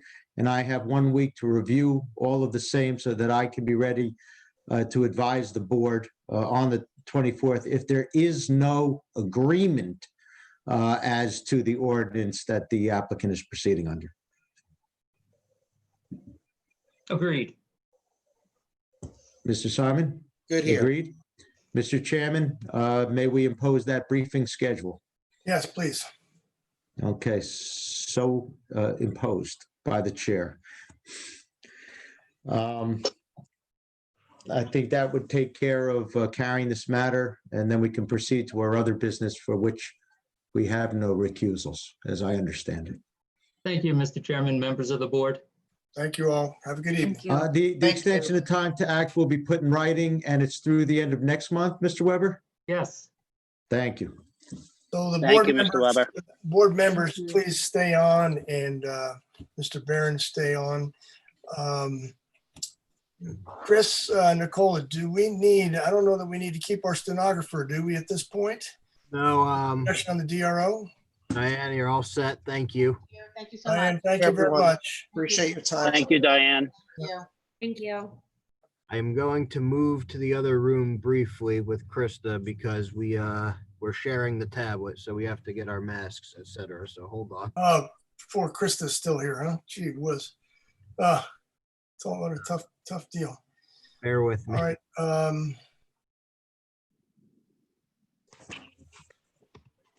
Mr. Chairman, I'm also going to leave the meeting because this is strictly, I think, Tom Behrens' planning testimony. I don't see any reason, Tom, for Chris to be here. As much as we like your company, Chris, I think you can go have some ice cream or something. Yeah. Thank you very much, Mr. Chairman. No, it's National everybody. Scotch Day. Come on. Have a scotch. A Scotch, Chris. Come on. Have two. Have Scotch There's ice gotta be cream, some okay, Scotch Chris? flavored ice cream. Yeah, have two. Okay, well, for each one of you. All right, thank you. Good night. Good night. Okay, we'll let everybody gather. What I was going to ask, and I know it's late. I don't think this needs to take a long period of time. We do have some comments, and we got Rich Fiore and Rick Bell and Donna Patel put some comments together. Ms. Balston Alvarez put some comments together that we got a few minutes, about an hour before the meeting or so. I don't know if everybody had a chance to look at those. The idea that I have here is that we would sort of do this at a top overview level. We'll let Tom and Krista just tell us a little bit about what we've done. Oh, there's Tom, there's Krista and Chris. So if we could have Tom and Krista give us a little overview. Krista, we're very sorry you had to stay here till 9:45 at night through this process of legal maneuvering. And I will bring, If I may, a very exciting impromptu seminar on the time of application rule in the Dunbar case. I'm sure nobody wanted. I can assure you I didn't want it either. Yep. And we will bring Scotch. I'll bring Scotch ice cream to work tomorrow. Yeah, please. There you go. Good job, Matt. You're the best. No matter You can what they share- say about you, Matt, you're the best. and I'm sure there's a YouTube Share with the class. the YouTube video somewhere on how to commit hara-kiri, but something for a later time. So what I'm thinking about doing is having Tom and Krista give us an overview of kind of what our subcommittee has been doing. And our subcommittee was Krista and Tom and Beth Little, myself, and Jay. So if we could kind of hit the high points of the comments that we got back, Tom and Krista, and then the comments that we got from Ms. Balston Alvarez, to me, look like they could be handled potentially, and this is a proposal going forward, that the sort of more detailed, granular things, maybe another subcommittee meeting again, if the board was comfortable in turning over some of the more minor matters to the subcommittee and having those resolved at a subcommittee level and then being sent on to the council, maybe by the end of this week. But if the board members wish to, not to do that, we can do that as well. I'm just trying to be, given this thing is 400 pages and we've gone through it a number of times, it might be an efficient way to do it. So does that make sense to you, Tom and Krista? Just give us an overview of kind of what we accomplished as a group. And if Jay and Beth want to weigh in, that'd be great.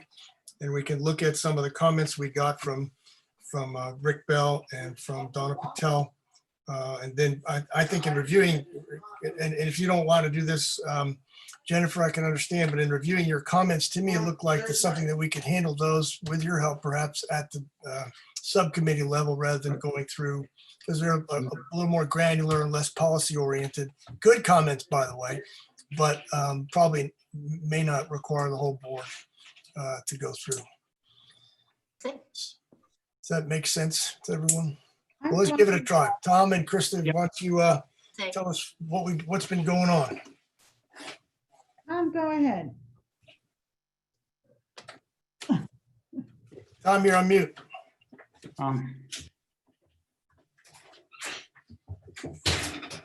Well, Tom, you're on mute.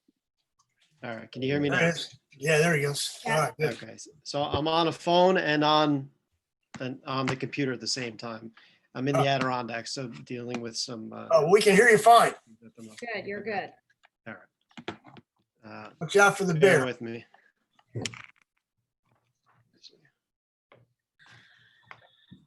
Okay, I apologize for that. So where we left off was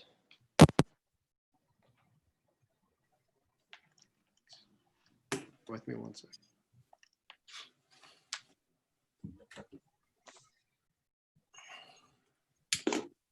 Can you hear me?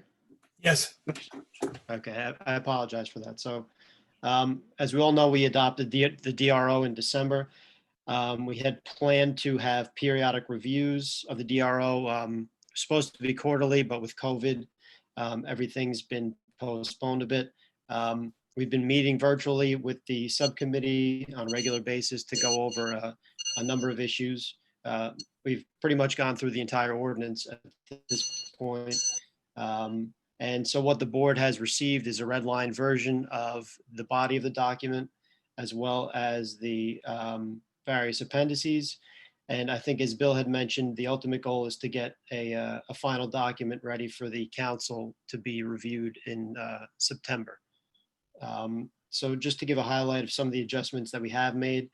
Some are a reorganization of the document of certain sections. There are a number of typos, grammatical errors,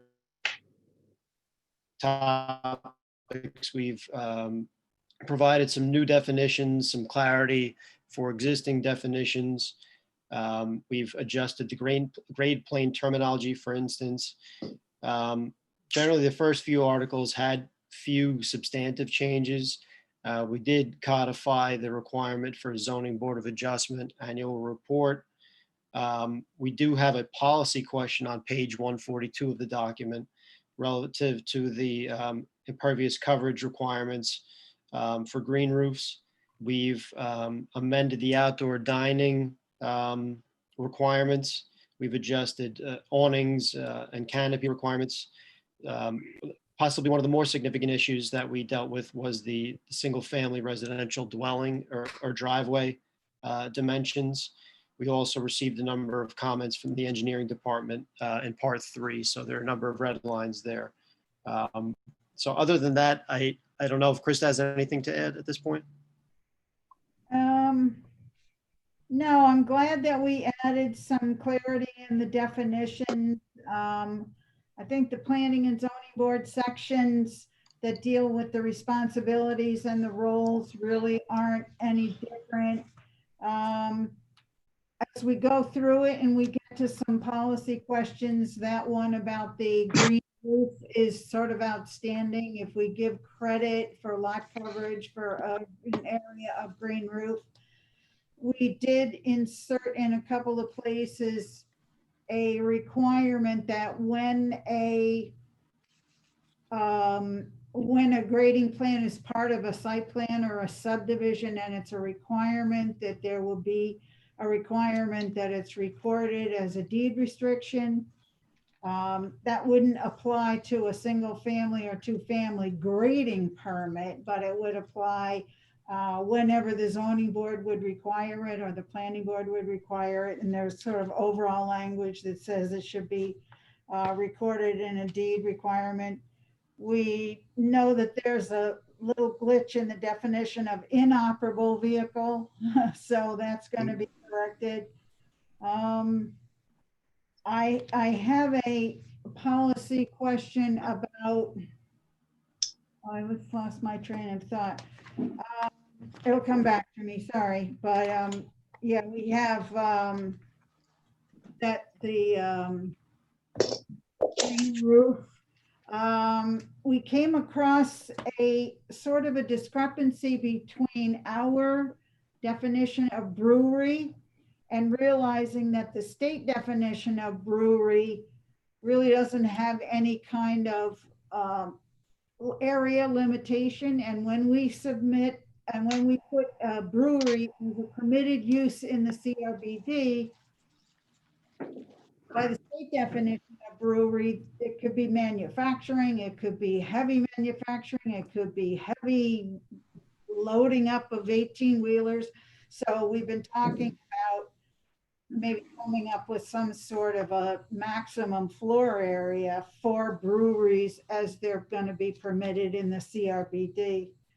Are we talking about a brewery in addition to a brew pub or a difference from brew pub? Well, that's the thing.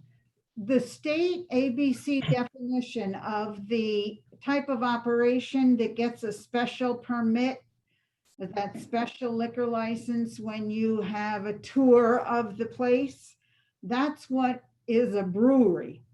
People call it generically brew pub, but a brew pub is not that. Have food there, yeah.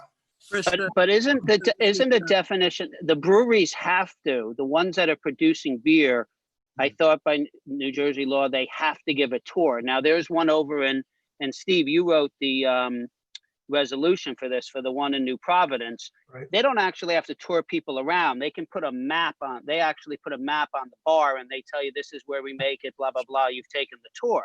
Yeah. So is there a definition between a brewery as like the Anheuser-Busch brewery and a distinction between a craft brewery, or do we have to then just have to come up with our own limitations and we allowed to versus what the state liquor licenses and authorities say what the definition of a brewery is. Or perhaps we prohibit breweries. Well, the other consideration would be distribution, right? To Krista's point. So you can, I'm not sure how Chatham operates there, Maybe be more appropriate. but you know, there has to be some stipulation relative to distribution, because if they start brewing and distributing, we don't want trucks in and out. You know, I mean, we just have to prepare or Well, plan for that. so what is the brewery that's going into the old Summit Market? I mean, isn't that a brewery that, they're making beer there, aren't they? Yes. I mean, I don't think it's open yet, but aren't they making beer in that facility? They are in the basement. And that's the only one that's got any kind of approval, building permits and so on. And I looked at the plans and they're close to 3,500 square feet of floor area. They have an entire half of the basement of that big lot. And then on the ground floor, what you see is half of what they have in the basement. And altogether, that's roughly less than 3,500 square feet. Actually, it's close to 34. Krista, are there guidelines around truck traffic or truck, you know, relative to, you know, if they start distributing that? Are there They can legally distribute, and what they would have to do is come in off of the alley. Now, fortunately, they're small. So Right, and why should they be restricted on distributing when the liquor store has box trucks coming in and out of that alley as well? So, I mean, it's hard to tell them you can't be a brewery and distribute your beer outside of Summit if you got a liquor store down. I'm not suggesting they do, but you know, if they grow, you just have to plan. You know, if that's a situation where they grew for, you know, probably will not be the case. But I think we should plan for some restrictions on truck volume if they really took off and then they start bringing in some big trucks. Well, they'd have to move out of there. I mean, they're only going to be able to make so much beer in a 3,500 foot. I mean, 3,500 feet is not that big. If half of it's in the basement, they probably got two, maybe three max fermentation tanks. If you go over to the one in New Providence, they probably have about 10,000 feet, maybe more. Yeah. And they've got like 2 or 3 fermentation tanks. They make a fair amount of beer, but they have a bigger operation. I think in general, I agree with you. Obviously, it's probably not going to be the case at that location, but it would probably make sense for the city to have some guidelines around it in general. That's the semi-industrial area where that one in New Providence is. It's a whole different building. So right. I think we need to be careful. Are there limits on how much you can physically produce? I know, for example, when you're making wine in a residential area, I think it's like 250 gallons, but does anyone know if there's at some point you can only produce so much before you graduate into some larger? Not to my knowledge, and we can check, but that's why I raised the issue, because right now, not even in this DRO change, breweries were put in quite some time ago when we added different uses being permitted in the CRPC. And without thinking about it, we didn't really look at the ABC definition of brewery, and we didn't realize that, you know, Anheuser-Busch could come in and buy the whole tax lot that is owned by Bassett Associates. Theoretically, they could do it. So I think the easiest way, whatever the right number is, the easiest, most definitive way to have a limit on how active a brewery could become would be simply to regulate the maximum floor area. We're permitting it in the CRBD under a certain set of circumstances where the maximum floor area you can have is 3,500 or 4,000 square feet or whatever the right number is. But what about a situation where they had, you know, they opened up and they had a couple tanks and they had seating, and then made the business decision, we're going to open up the 4,000 or 5,000 feet to full production. You know, then so that's why I think there has to be some type of guideline on production and distribution. Well, I mean, if you look at square feet, square feet is easy to measure. What's that? Square production and traffic is very hard to measure. Square feet is easy to measure. Right. But they can do what they want with that square feet. Mm-hmm. Yeah, but I mean, if you're talking about, like, is there any way for us to find out how much the capacity is of this new brewery going into the old market. So they're brewing in the basement, and the upstairs, I'm assuming, Krista, you said was seating area for people to hang out. Yes, So if the upstairs is 1,000 feet and the downstairs is 2,000 feet, they're not making a lot of stuff there. So if you're limited, like Krista said, even if you're limited to 4,000 feet, then you're not getting Anheuser-Busch. You're getting a guy who wants to, you know, appeal to the local, whatever. If somebody wants to build a brewery and actually scale up, they're going to go do it, as Bill said, in an industrial area, you know, and Untied over in New Providence is a perfect example. And another example is River Horse, who was downtown in Lambertsville in an old building that was a few thousand feet or whatever, and they outgrew it and they moved to about 20,000 feet in an industrial building down by exit 8A. So, you know, you got to figure scale. Andy, there's microbreweries out in Denver, out in Colorado, where they opened up as a shop, and now they're distributing out of the microbreweries, and they've got trucks in and out of there. I'm just saying it can't hurt to have, you know, it's not going to probably be anything that has to be enforced, but it can't hurt to have a guideline to it. No, and I think Krista, but I'm agreeing with Krista. Krista's right. It's hard for us to tell them you can only produce 2,000 liters. If we tell them you can only have 4,000 feet, they're not only going to be able to produce so much beer. Is what you're envisioning a conditionally permitted use? And you want to have tailored conditions such that if they satisfy all the conditions, it's a permitted use, but if they don't, then they violate one or more of the conditions, they have to go to the Board of Adjustment for a more scrutinizing review? That would make sense. Yeah, I think that's a good idea. but I wasn't thinking like that. I was just thinking in the article that deals with the uses that are permitted in specific zones, we say in the CRBD breweries, but you could say breweries with a maximum, you can just add breweries with a maximum floor area of whatever, 3,500 square feet, 4,000 square feet. Yeah, I think, I would defer to the planner, but it may be that it's more effective to have it as a conditionally permitted use as opposed to just narrowing the definition to permitted use. And if it doesn't fit it, it's a non-permitted use or prohibited Steve, use. what was the I remember reading your, and I don't remember it all, but I read that resolution you wrote for the Untied. And I thought there was some issue in that. It might be good to review that. I thought there was an issue in floor ratio, production ratio, and maximum volume. I thought there was and they asked for a zoning change to permit them to increase one of something, but I thought there was some regulation that New Providence had that restricted their ability to get bigger per se. Candidly, I would have to look. My recollection, frankly, was that it was not even a conditionally permitted use situation. It was a planning board approval.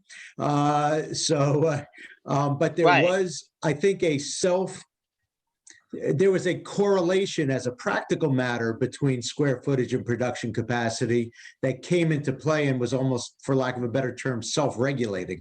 But I don't want to go from memory. Steve, I don't mean to interrupt you, but I have it here. No. There was a variance for parking, and there was a variance for floor area for accessory retail use of 1,680, and then there was a limit of 2. So there was some variances on. I guess maybe they wanted to have more seating capacity. Correct. Because they were in an industrial building. Paul So I mean, Formichella maybe would that's like to say something here, guys. I wonder. I'm curious if it's about the. Paul, we can't hear you. We can't hear you. Hang on. Let me try this again. I wonder if it's more about the use. Can you hear me now? Yes. Yeah. Okay. I wonder if it's more about, instead of the volume of beer production, it's the method of which it's sold. If it's meant to be served on premises, or maybe the customers come and fill up a growler, like they do at a lot of these craft breweries, versus a canning and bottling and keg filling facility, maybe that makes the difference in some way. Is that even something that can be Well, used. Yeah, there's also something in here, Steve, about the amount of wastewater, where they're talking about the barrels produced, the amount of wastewater. So there's clearly regulations on their waste. So they're only going to be able to grow so big if you limit them by square footage. Just to Paul's point, I do think though that the business model is such that while you are serving customers in the shop, that if you don't have a distribution model, I'm not sure that the model of having the brewery is viable or not, but I'm not 100% sure on that. I would agree with you. And especially now, you're going to have fewer people in, I mean, until we have a vaccine or whatever, nobody's going to open a brewery downtown without being able to at least distribute. I mean, if you go over to the one in New Providence, while things were closed, they had a door on the side. You could drive up, you could order online. The woman walked away or the man walked away, you paid, you left. So that if they can't distribute it outside of the premises, you're not going to have a business. Now, the other question though is then do you also need to create a brewery for non-CRBD where the square footage changes? If you did in fact want to open something in an industrial area? Most definitely, because now you're talking about the potential for a bigger shop. Can more I trucks, make but it's a broad suggestion, perhaps? And it should be a combination planner attorney. It shouldn't be attorney driven, but we had a situation in Reddington, just as an aside, where before we got involved there, what they understood to be a small brewery ended up to be a national retail distribution system with dozens and dozens daily of large tractor trailers in and out and parking there overnight, running, idling, in the midnight, in the early morning hours, etc. We can take a look along with our planner at some of the what other municipalities are doing, including some of the ones where we are located and representing one or more of the boards, and maybe help to craft with these policy concerns a conditional use ordinance, if that makes sense. If you're still at the formative stages with respect to this particular type of use. I think that makes sense in order to. Or at least samples. Better perspective on it. Right. I said samples. I meant sample ordinances. I should be clear. Yeah, sure, Steve. Sure. So, Krista, I think, why don't we let Steve and you and Tom see if you can fashion something. And it sounds to me like what I'd like to do tonight is maybe there's some more policy issues. Let's try to tackle the policy issues tonight. We may not be able to push this off to council until we get some of these other things ironed out. But it seems to me that we need a little more work on this one so that we don't get something that's out of control. Tom, you had mentioned a policy issue just before Krista started. Was that before or after the one that Krista, and in terms of where the document, you said like page 140 something in the document.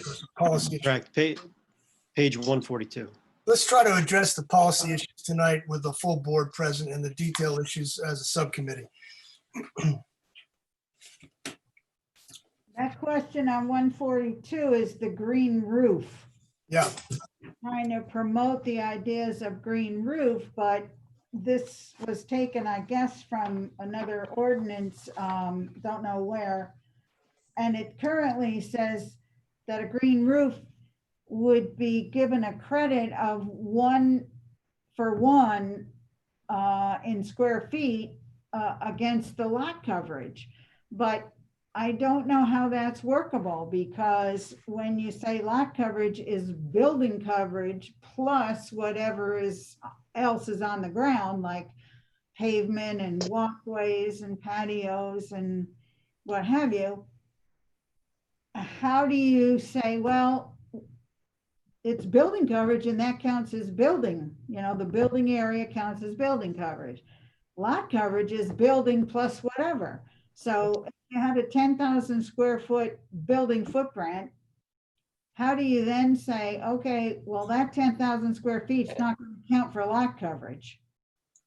I don't know that there's any benefit to the city to give a credit for lot coverage that way. How about impervious coverage outside of the building?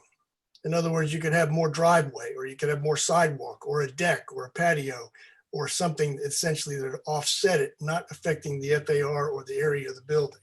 That makes sense.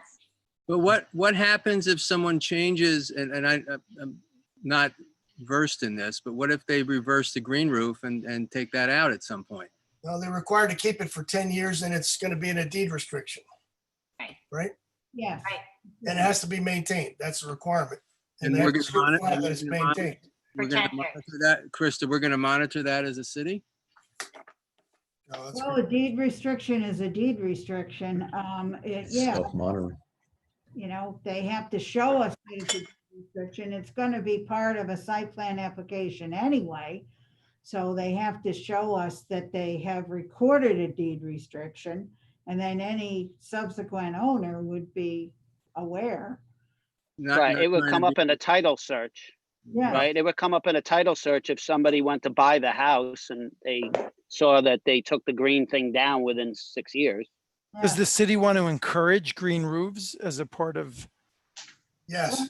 So if there's no incentive, then the city wouldn't be doing anything to necessarily motivate people to include them. So I think to Bill's point, it makes sense that if there was some way to create some coverage relief. So I guess the question is, what is the appropriate ratio? Right now it's 1-to-1. That may be too high, I guess is the thought. So, but is that to Bill's point about non-building coverage, or is it that nuance? That may also be part of it. I guess I'm raising the question, does the 1-to-1 ratio still apply, or should that be? So scaled Tom, back? the 1-to-1 ratio, meaning if your roof is 300 feet, you get 300 feet of more coverage, and to Bill's suggestion That's what without it's meant to imply. So I don't know if you want to do that to driveways, maybe somebody's deck, or, you know, because we have all these different rules with people's driveways facing the front, the back, the side, the width. Do we know what other You know. do we know what other municipalities have put into place? I mean, it's a fairly new. This is one example where you do get a 1-to-1 bonus, and it scales down all the way to 20. Tom, we lost.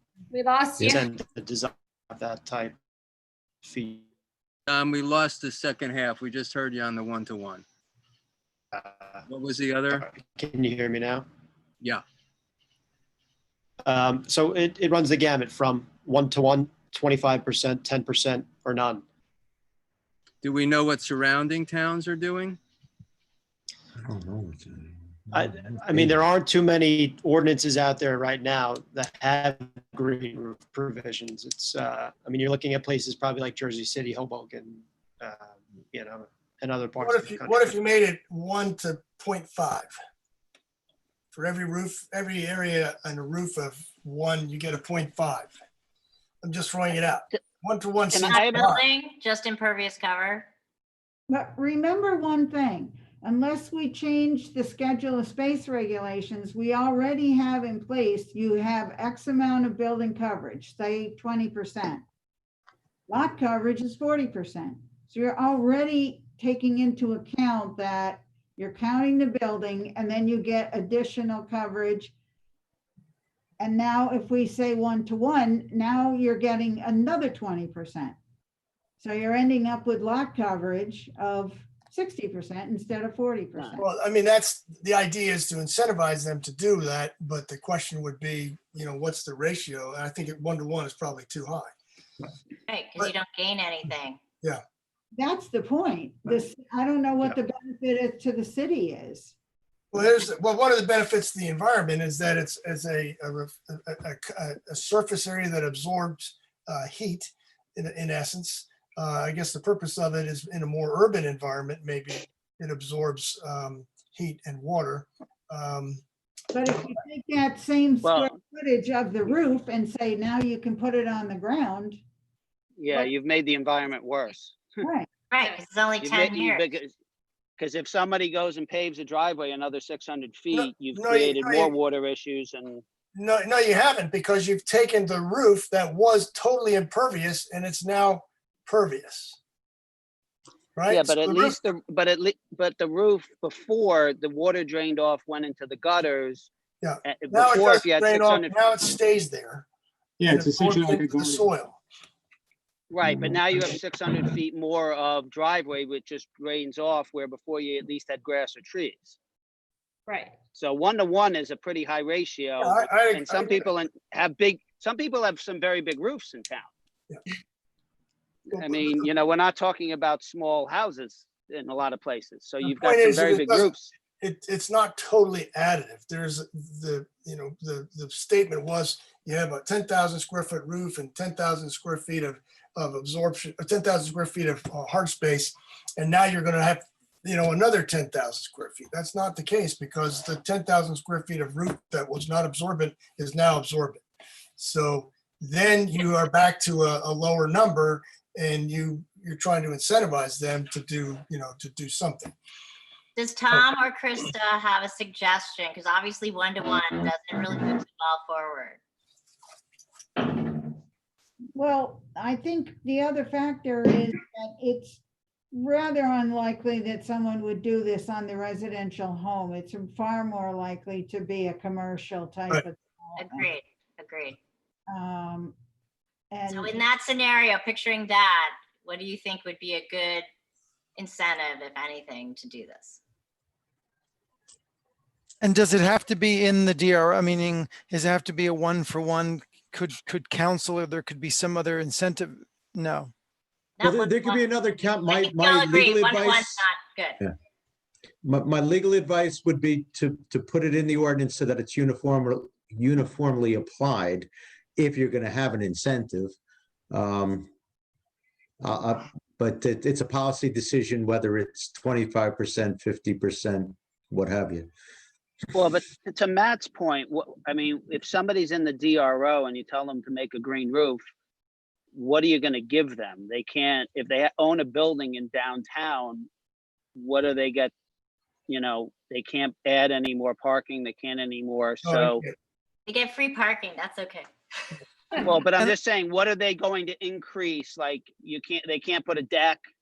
They can't make their driveway bigger. So the DRO, it's kind of, they're only going to do it if they're into the environment and maybe somebody pays them to put a solar roof up there. Or they're gonna do it know? for a condo complex where people want a garden up top, something like that. And they may do it Yeah. for certain things like lead points and other kinds of things. We had a building that was built in 1948, 100 Park Avenue in New York City, had 11 roofs because it's one of those wedding cake step back things. We covered every one of those roofs with a green roof, and we did it because we renovated the whole thing and we went after lead points for it. As well as it became a sales thing to our incoming tenants. Oh, we're so green. Look at these cool green roofs we have. So that's why we did it. And No, I agree with that. I'm Rockefeller just saying. has lots of green roofs and they're still there and they're a great amenity. No, I'm not disputing that. arguing for or against it either. I'm saying if we've decided that a giveaway in turn defeats the purpose of having them, is there another way to incentivize to do it?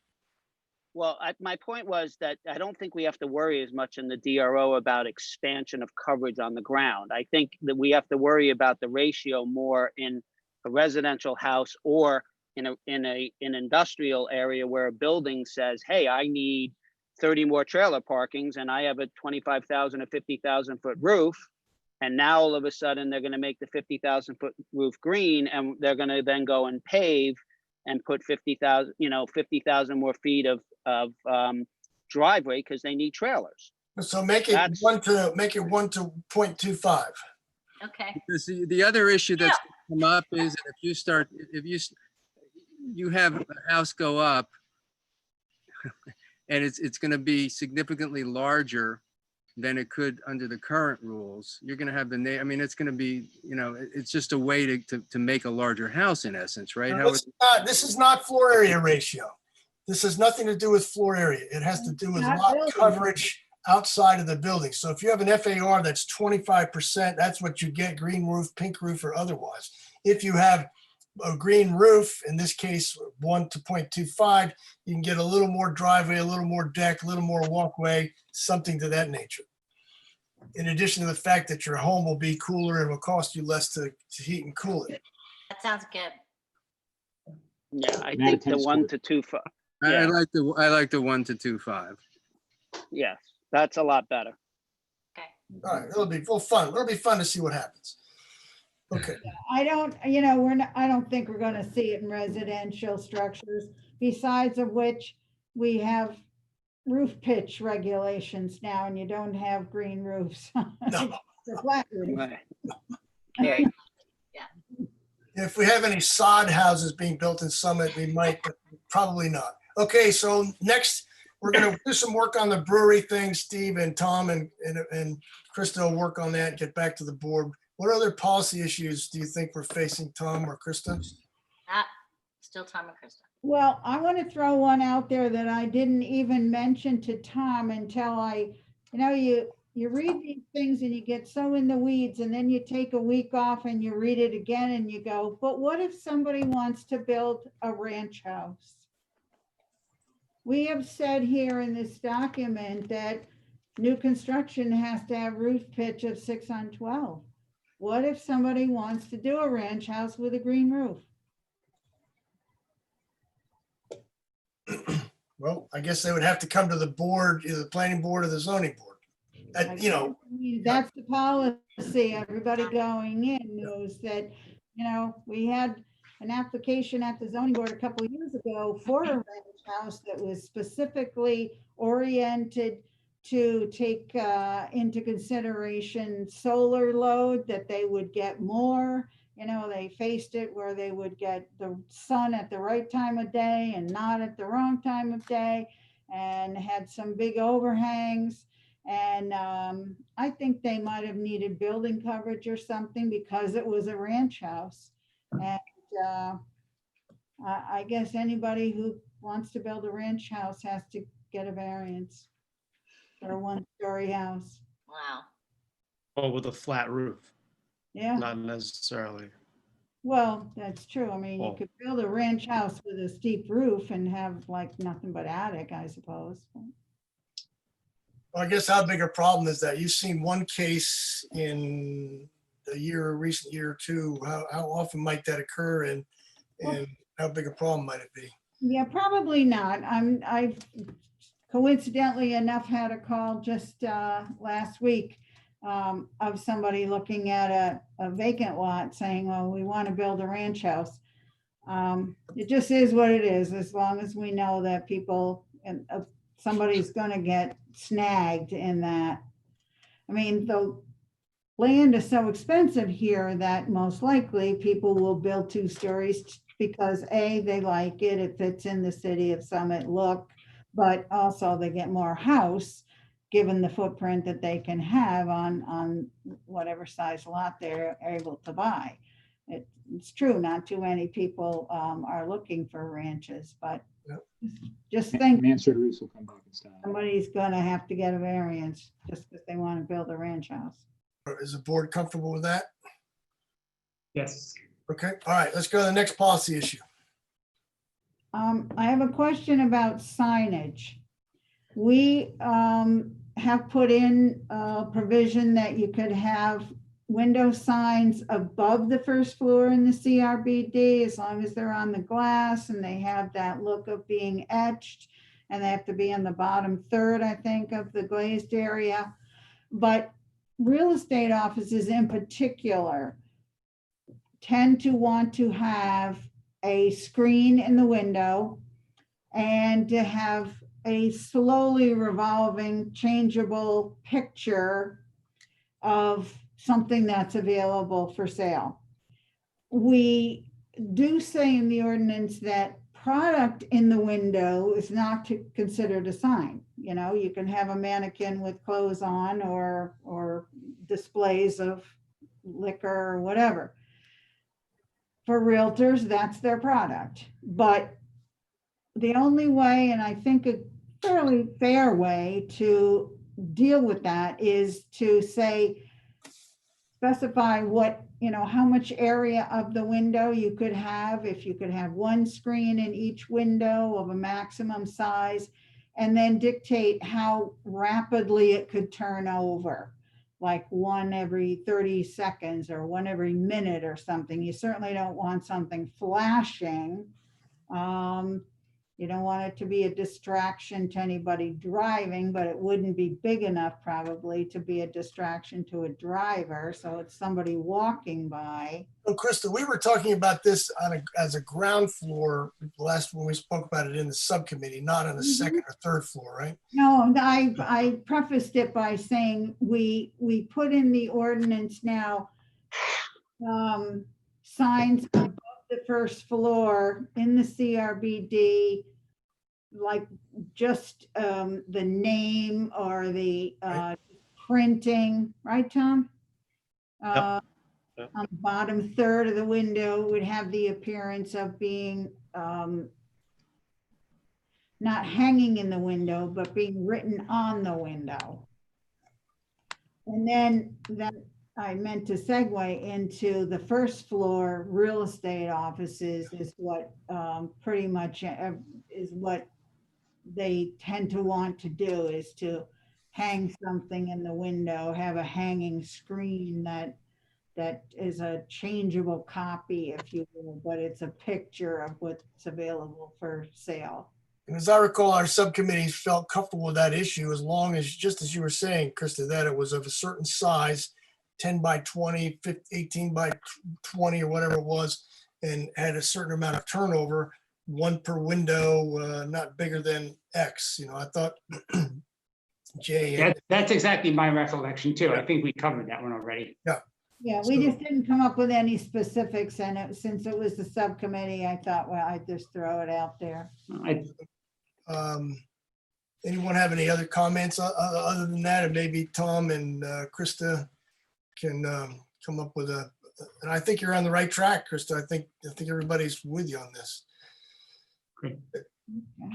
I think I have some substantive issues, Bill, but if you want me to not talk about them, that's fine. I can talk offline with whomever you designate. All right. Okay. Well, what we're trying to do is cover policy issues. If you have something that falls into that case, bring them up. Yeah. A lot of these have been minute. The ORC, this is just a big one. ORC Zone 1. I know that there was a goal and when we were talking about the master plan, and then when we were trying to change the DRO to try and clarify and improve the ORC Zone 1, because we had some issues with that and a lot of pushback from the community. Do you remember that? Jennifer, let me address that one. You're absolutely right. And as a subcommittee, we decided that was not a topic for the subcommittee. That was a topic for the full board. That's the kind of policy issue that we have in mind that needs to come to the full board when time permits. Our thought is to advance this to Common Council, knowing full well there are two of those. It's ORC 1, and we also talked about Gateway 2 as another area that needs some attention, and again, beyond the scope of the subcommittee. So thank you, but I think ORC, if I understand, that's what my.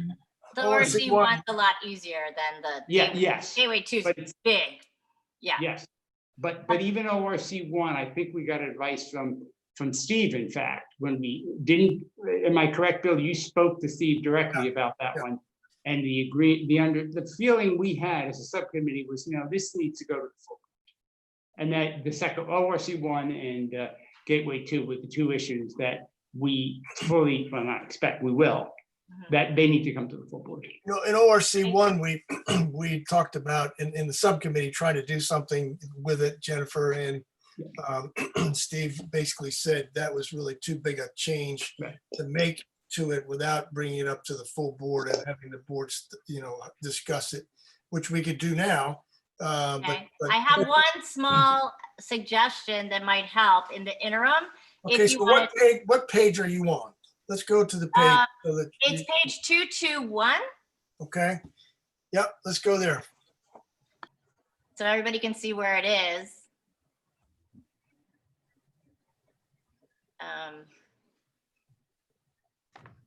Do you guys remember where ORC 1 is?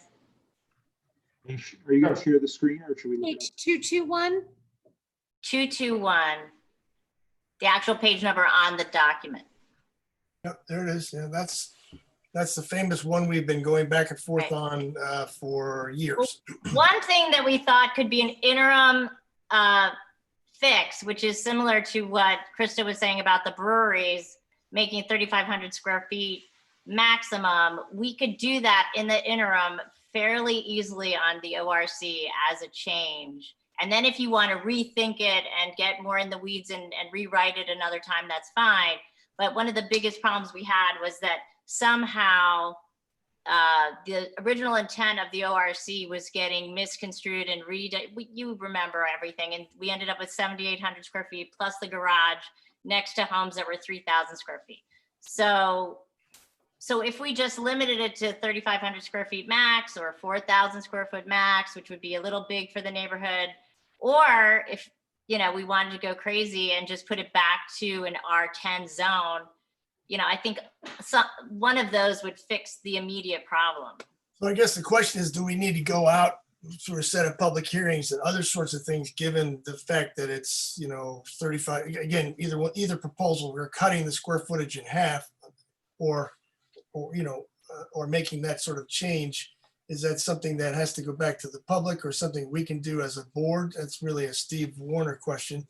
And the last I had heard is that, and again, who knows whether this thing's going to be built or not, Beth may know, but I understand that the initial proposal was to tear the home down. Now they decided not to tear the home down. They're going to tear their home down, but keep the foundation in place. And they're going to build garages. So I don't know if that's still the case or not, because it went to the zoning board and we didn't hear it. I didn't know about that. I just knew that it was, you know, historically a problem.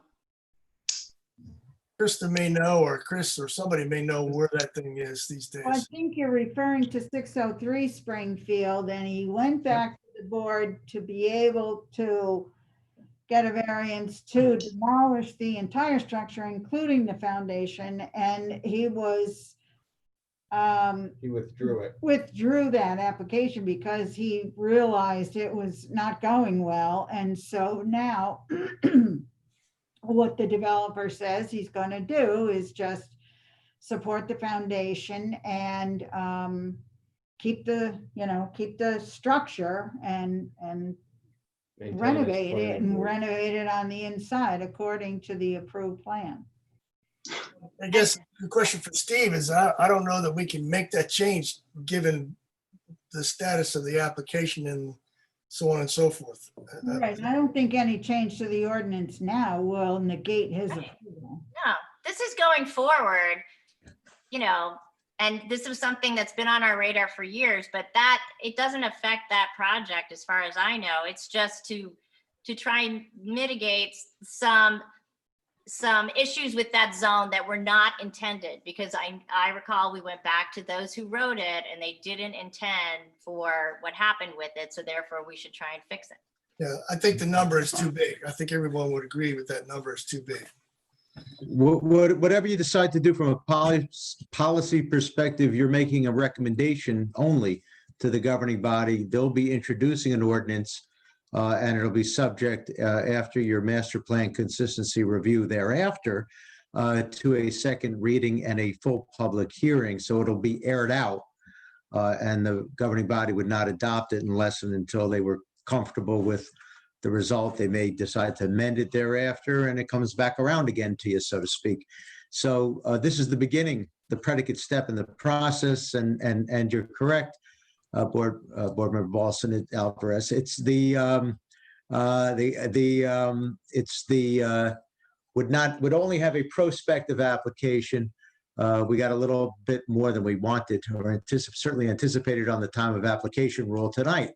Earlier, any ordinance change will only be effective when it's effective, and that's assuming that, as we know, an applicant submits a sufficiently complete application before the effective date in order to avail themselves of the prior application, prior ordinance. But in any event, there's a process and it's prospective. It won't impact any prior Steve, applications. Go ahead, Jay. Go ahead. I was just going to say, we've already agreed that we should address this, and we agreed it rises to the level of the full board. What are we discussing now? This has already been, and unless someone has an objection with that approach. So my question is, Why can't we discuss it then? so are you guys sending stuff to count? Like, I'm not ready. are things going to council from the committee prior to the full board hearing? Like what's the flow of the process with this DRO? I'm kind of confused. Well, what we were doing here is we're making the revisions to the DRO that we originally approved several months ago, and going back through and studying it. As we agreed, we were going to review this thing quarterly. And in this detailed review, what we were planning on doing was completing this review, completing the document as you've seen the red lines in anything we discuss here, sending it on to council for their review in essence, and hopefully I guess comes back for master plan review approval, and then on to council as an adoption, a repeal and replacement. And then coming back to us to hash out these issues that we're deferring tonight? No, it's repeal and replace is ultimately what happens. We have a DRO as an effect today. Now this DRO, we're saying we're making some modifications to it, some improvements, etc. And it's going back to council ultimately. But if we're not giving it the full time to vet this stuff through, should we have some type of special meeting? Because it sounds like we're deferring things that we want to talk about, yet we're still sending it to council. That's where I'm confused.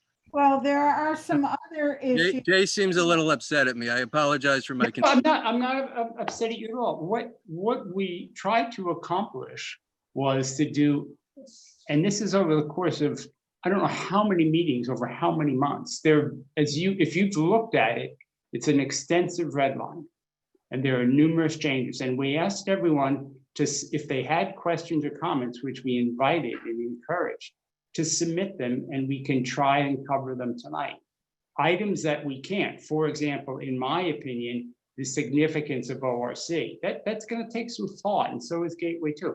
We send this to council, and I know Councilwoman Little is aware of this. We send it to them saying, these are changes recommended by the board. There are a few other things that we haven't had a chance to address because they're going to take more time, those being two notable examples. So please look at this, but a couple of issues that need a real meeting and a real discussion, will be coming. And there may be one or two others, and maybe the brewery discussion, it becomes a third one.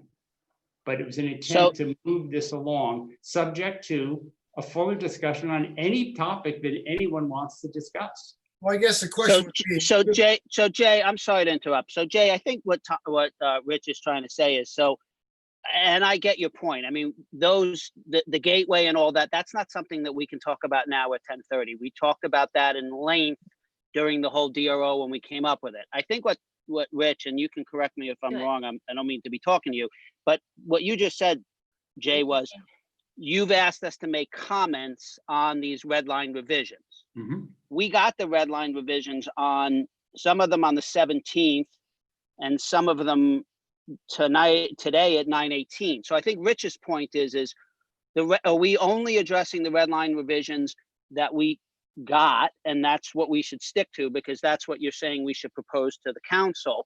And I agree, I don't think we should talk about the gateway and all of that now, because it's not the time. But I think the richest point is we've been given like 3 or 4 days here to make comments on things, and Jennifer's made quite a lot, and other people have some comments. And so I Rich, you correct me, but I think he feels as if we're just being told, hey, here's the red line, let's go over a couple of the policy ones, and the rest of it's going to be approved, and we're going to send it forward. I think that's the gist of what I'm getting from his question. I'm happy if and this is subject to, I think, certainly the chairman's opinion, and certainly Councilwoman Little. I'd like to hear her opinion on this. We can wait 30 days and address this next time. The attempt was this knocks off many little insignificant. We changed some photographs. We edited some language. You saw that. That was the goal here, was not to make any policy changes. And that project in and of itself. Okay, ORC and Gateway 2. Gateway 2 is super complicated. ORC 1, I have to, tell you that Chairwoman Fox, who sat next to me, was shocked when she realized that the finalized version didn't have a max of 4,000 square feet for the ORC1, because it was one of the first things we discussed. So I'm not saying rewrite the whole ORC zone right now, but that was one thing that we thought we really needed to get into in there, and it didn't make it because we, had a lot of other things on our plate. We rushed it and it didn't get in. So I'm just being perfectly frank now that should have been in there and it wasn't. And it doesn't require a whole meeting to discuss it. Yeah, I mean, I'm okay with that. I guess the question is, from Steve's perspective, can we simply make that change here? Can we do that? 7,500 square feet to 4,000 square feet.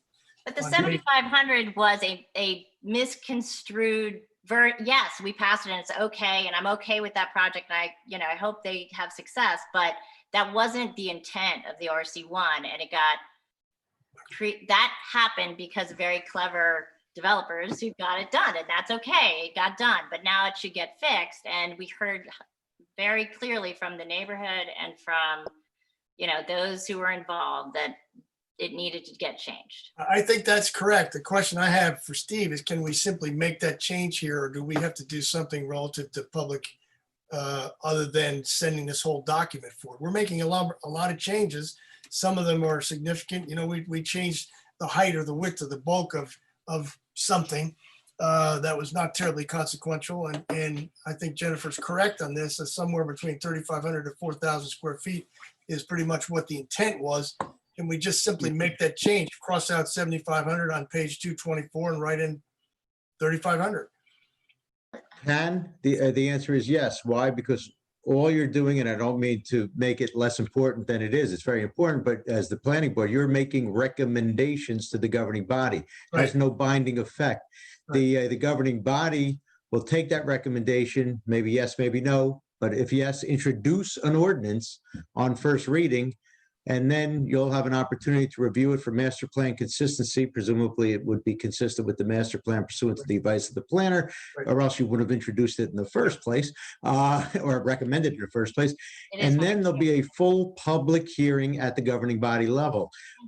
So that is the process, and absolutely whatever you recommend is what you recommend.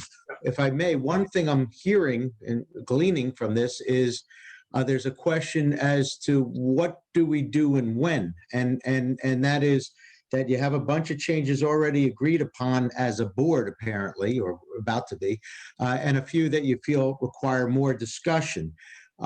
There's no rule saying that you can't recommend to the governing body what you have thus far, and then continue working on it and perhaps recommend something more fine-tuned subsequently. That's a policy decision, not only for the board, but frankly for the governing body. Do they want to introduce this ordinance as it quote unquote is now redlined, and then recognizing that there's more to come, or would the governing body prefer to get everything in one fell swoop from the planning board? That's for the governing body to decide. But you recommend what you want to recommend when you want to recommend it. And yes, like every other planning board, we're blessed with a class 1 and class 3 member who is a crossover, if you will, from the governing body. So that's one of the things. Hey, Rich, hang on a second. One of the things we discussed in with Beth was exactly that question. The thing here that I think is important is that we told the governing body and we told the planning board that this is a document, a living document that will be revised from time to time. It will be looked at quarterly, in fact, as we get input from Krista and others to see if this thing needs to be adjusted one way or another. And there may be revisions to the document. This was so significant that I think Beth felt that, we'll put words in your mouth, Beth, but you felt that this was really more of a repeal and replacement approach, since it was as extensive as it is. And so I just wanted to get that information out. And Beth, you can give us some thoughts about how often the governing body wants to see the DRO or revisions to the DRO. We knew this was a living document. We knew that it wasn't perfect when we enacted it in December, and we did that under the understanding that we would be doing these quarterly reviews. Now, this first revision that we've done, and I want to go back to Jay and Bill's point that we've spent several months. I mean, we started this before in February, maybe, but we've been meeting every few weeks and going through different sections with fine tooth comb. So there's a lot of small, we've done typos, we've fixed definitions, we've fixed photographs. They aren't substantive and policy issues, but there's a lot of changes. And for that reason, we've renumbered some sections, we've rearranged some things. We felt like because of the how many places we've touched in the DRO, if you want to think of it that way, that it made sense to do a repeal and replace with this kind of wholesale revision and look at it. Now, there are still sections that need to be revised. There's the historic preservation appendix. There's the, there's the ORC and gateway. There's definitely revisions that are going to be made, and there are going to be these quarterly revisions going forward. Those would be amendments to the DRO, in my understanding. This first look at it, where we really went through with a fine-tooth comb and tried to get it into a very working order, would be a repeal and replace, just because we've touched so many pieces of the DRO in this first revision. But there's certainly going to be revisions going forward. Now, that doesn't mean that if we think that another planning board session or another special meeting, we could get a few of these bigger issues done as well and put that into this first big repeal and replace revision. I think that there's a lot of sense, to that approach. But I don't think we have to get every issue resolved on the DRO that we know is out there before we comes back to council with a better document. Right, But I'd like to get as many of the policy issues. I'd like to get as many of the policy issues resolved among the board members as possible, so that we, literally 90 days from now, we don't have to go back and do that again. Maybe 180 days instead of 90 days. Well, Bill, that was the impetus to my question. The current DRO we passed in December is a good working document to work off of until we get, we get a lot of these revisions done.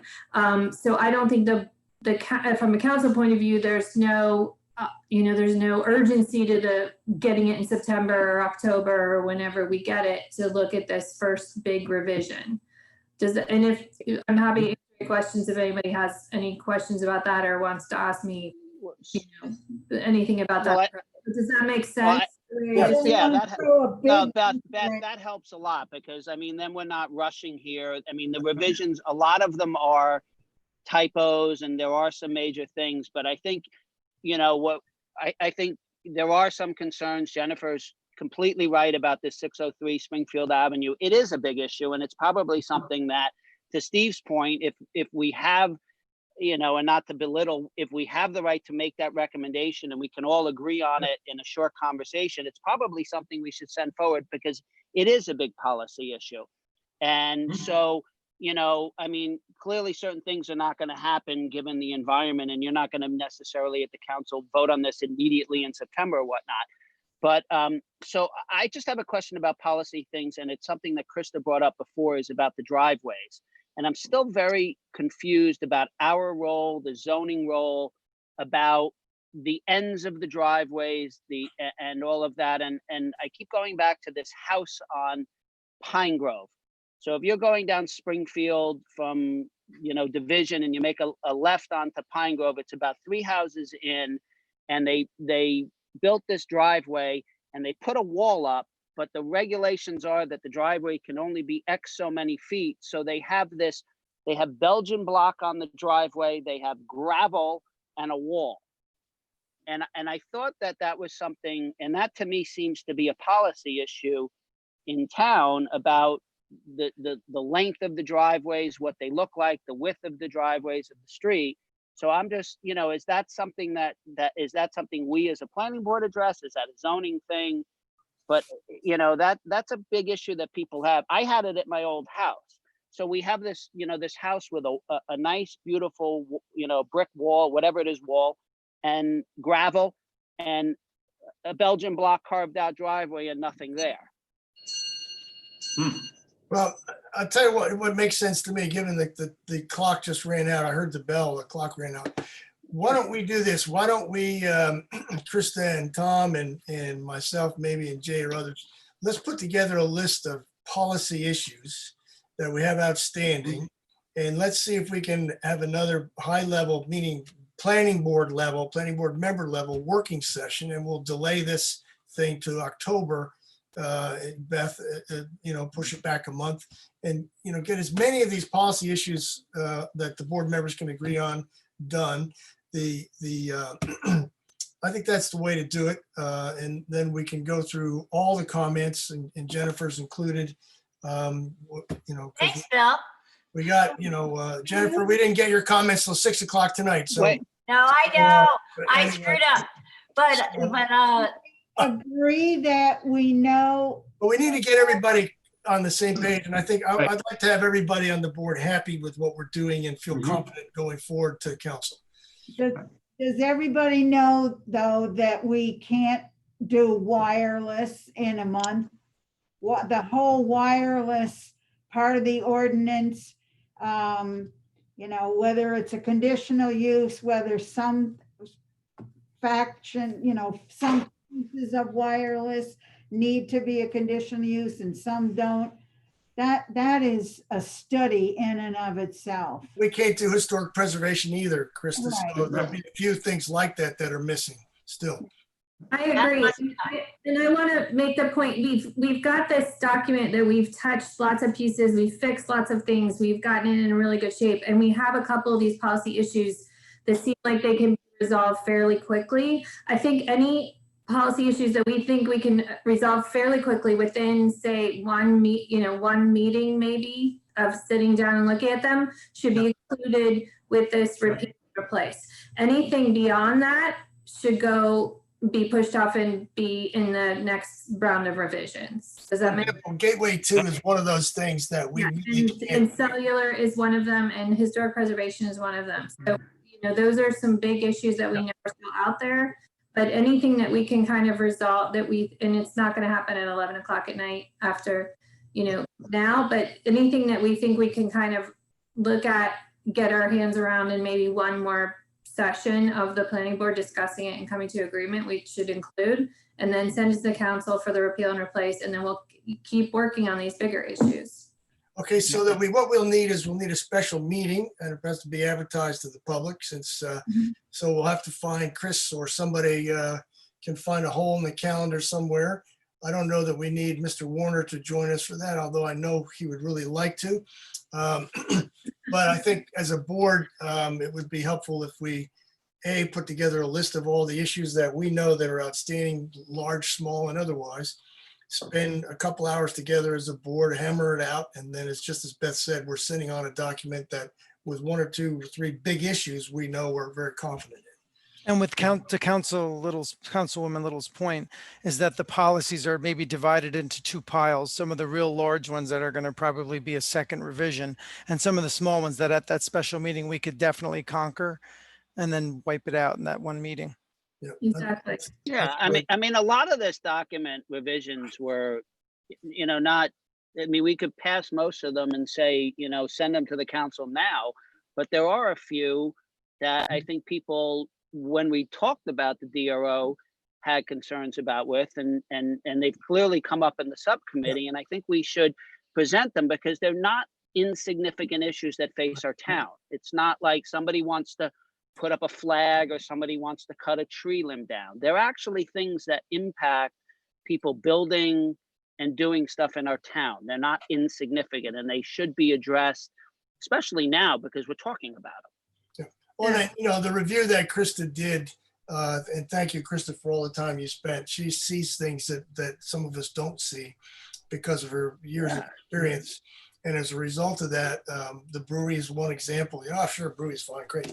Oh, what about 18-wheelers running down the alley? Well, I don't want that, So, right. So it's good. It's good to do that. So Krista and Tom, ferreted out a number of those things and brought them to our attention. So let's make Tom and Krista. Let's make a big list of policy issues, and Jay and Beth will bless those policy issues and throw in Jennifer's comments, and we'll send them all out. In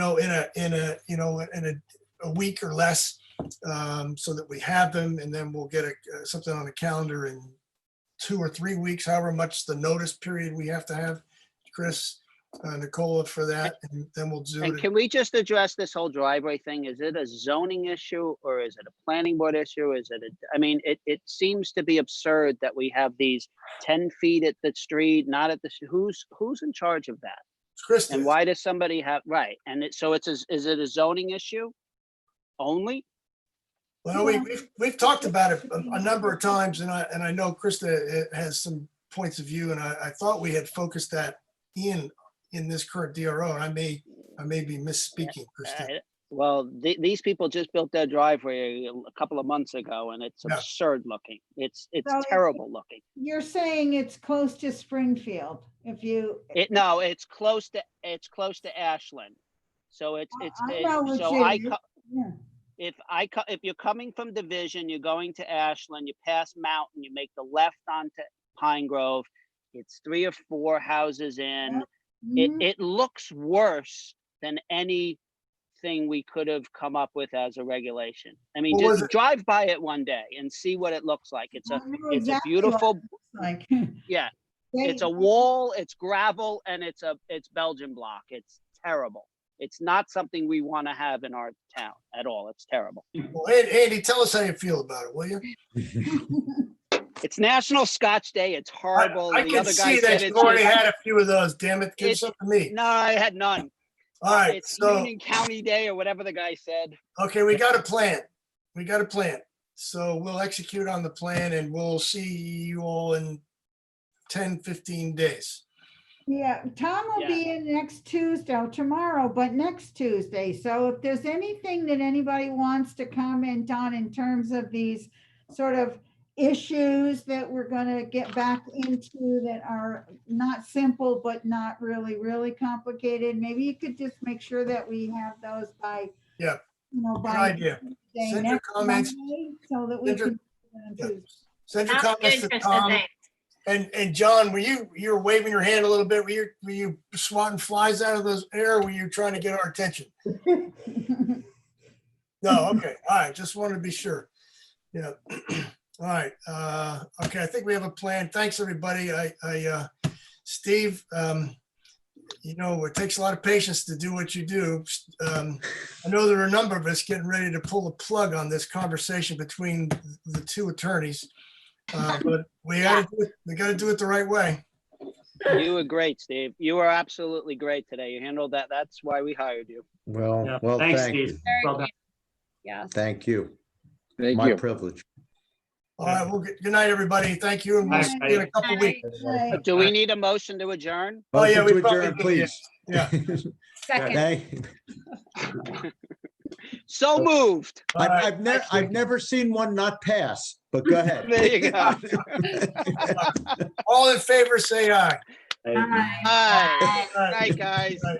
Uh, Night.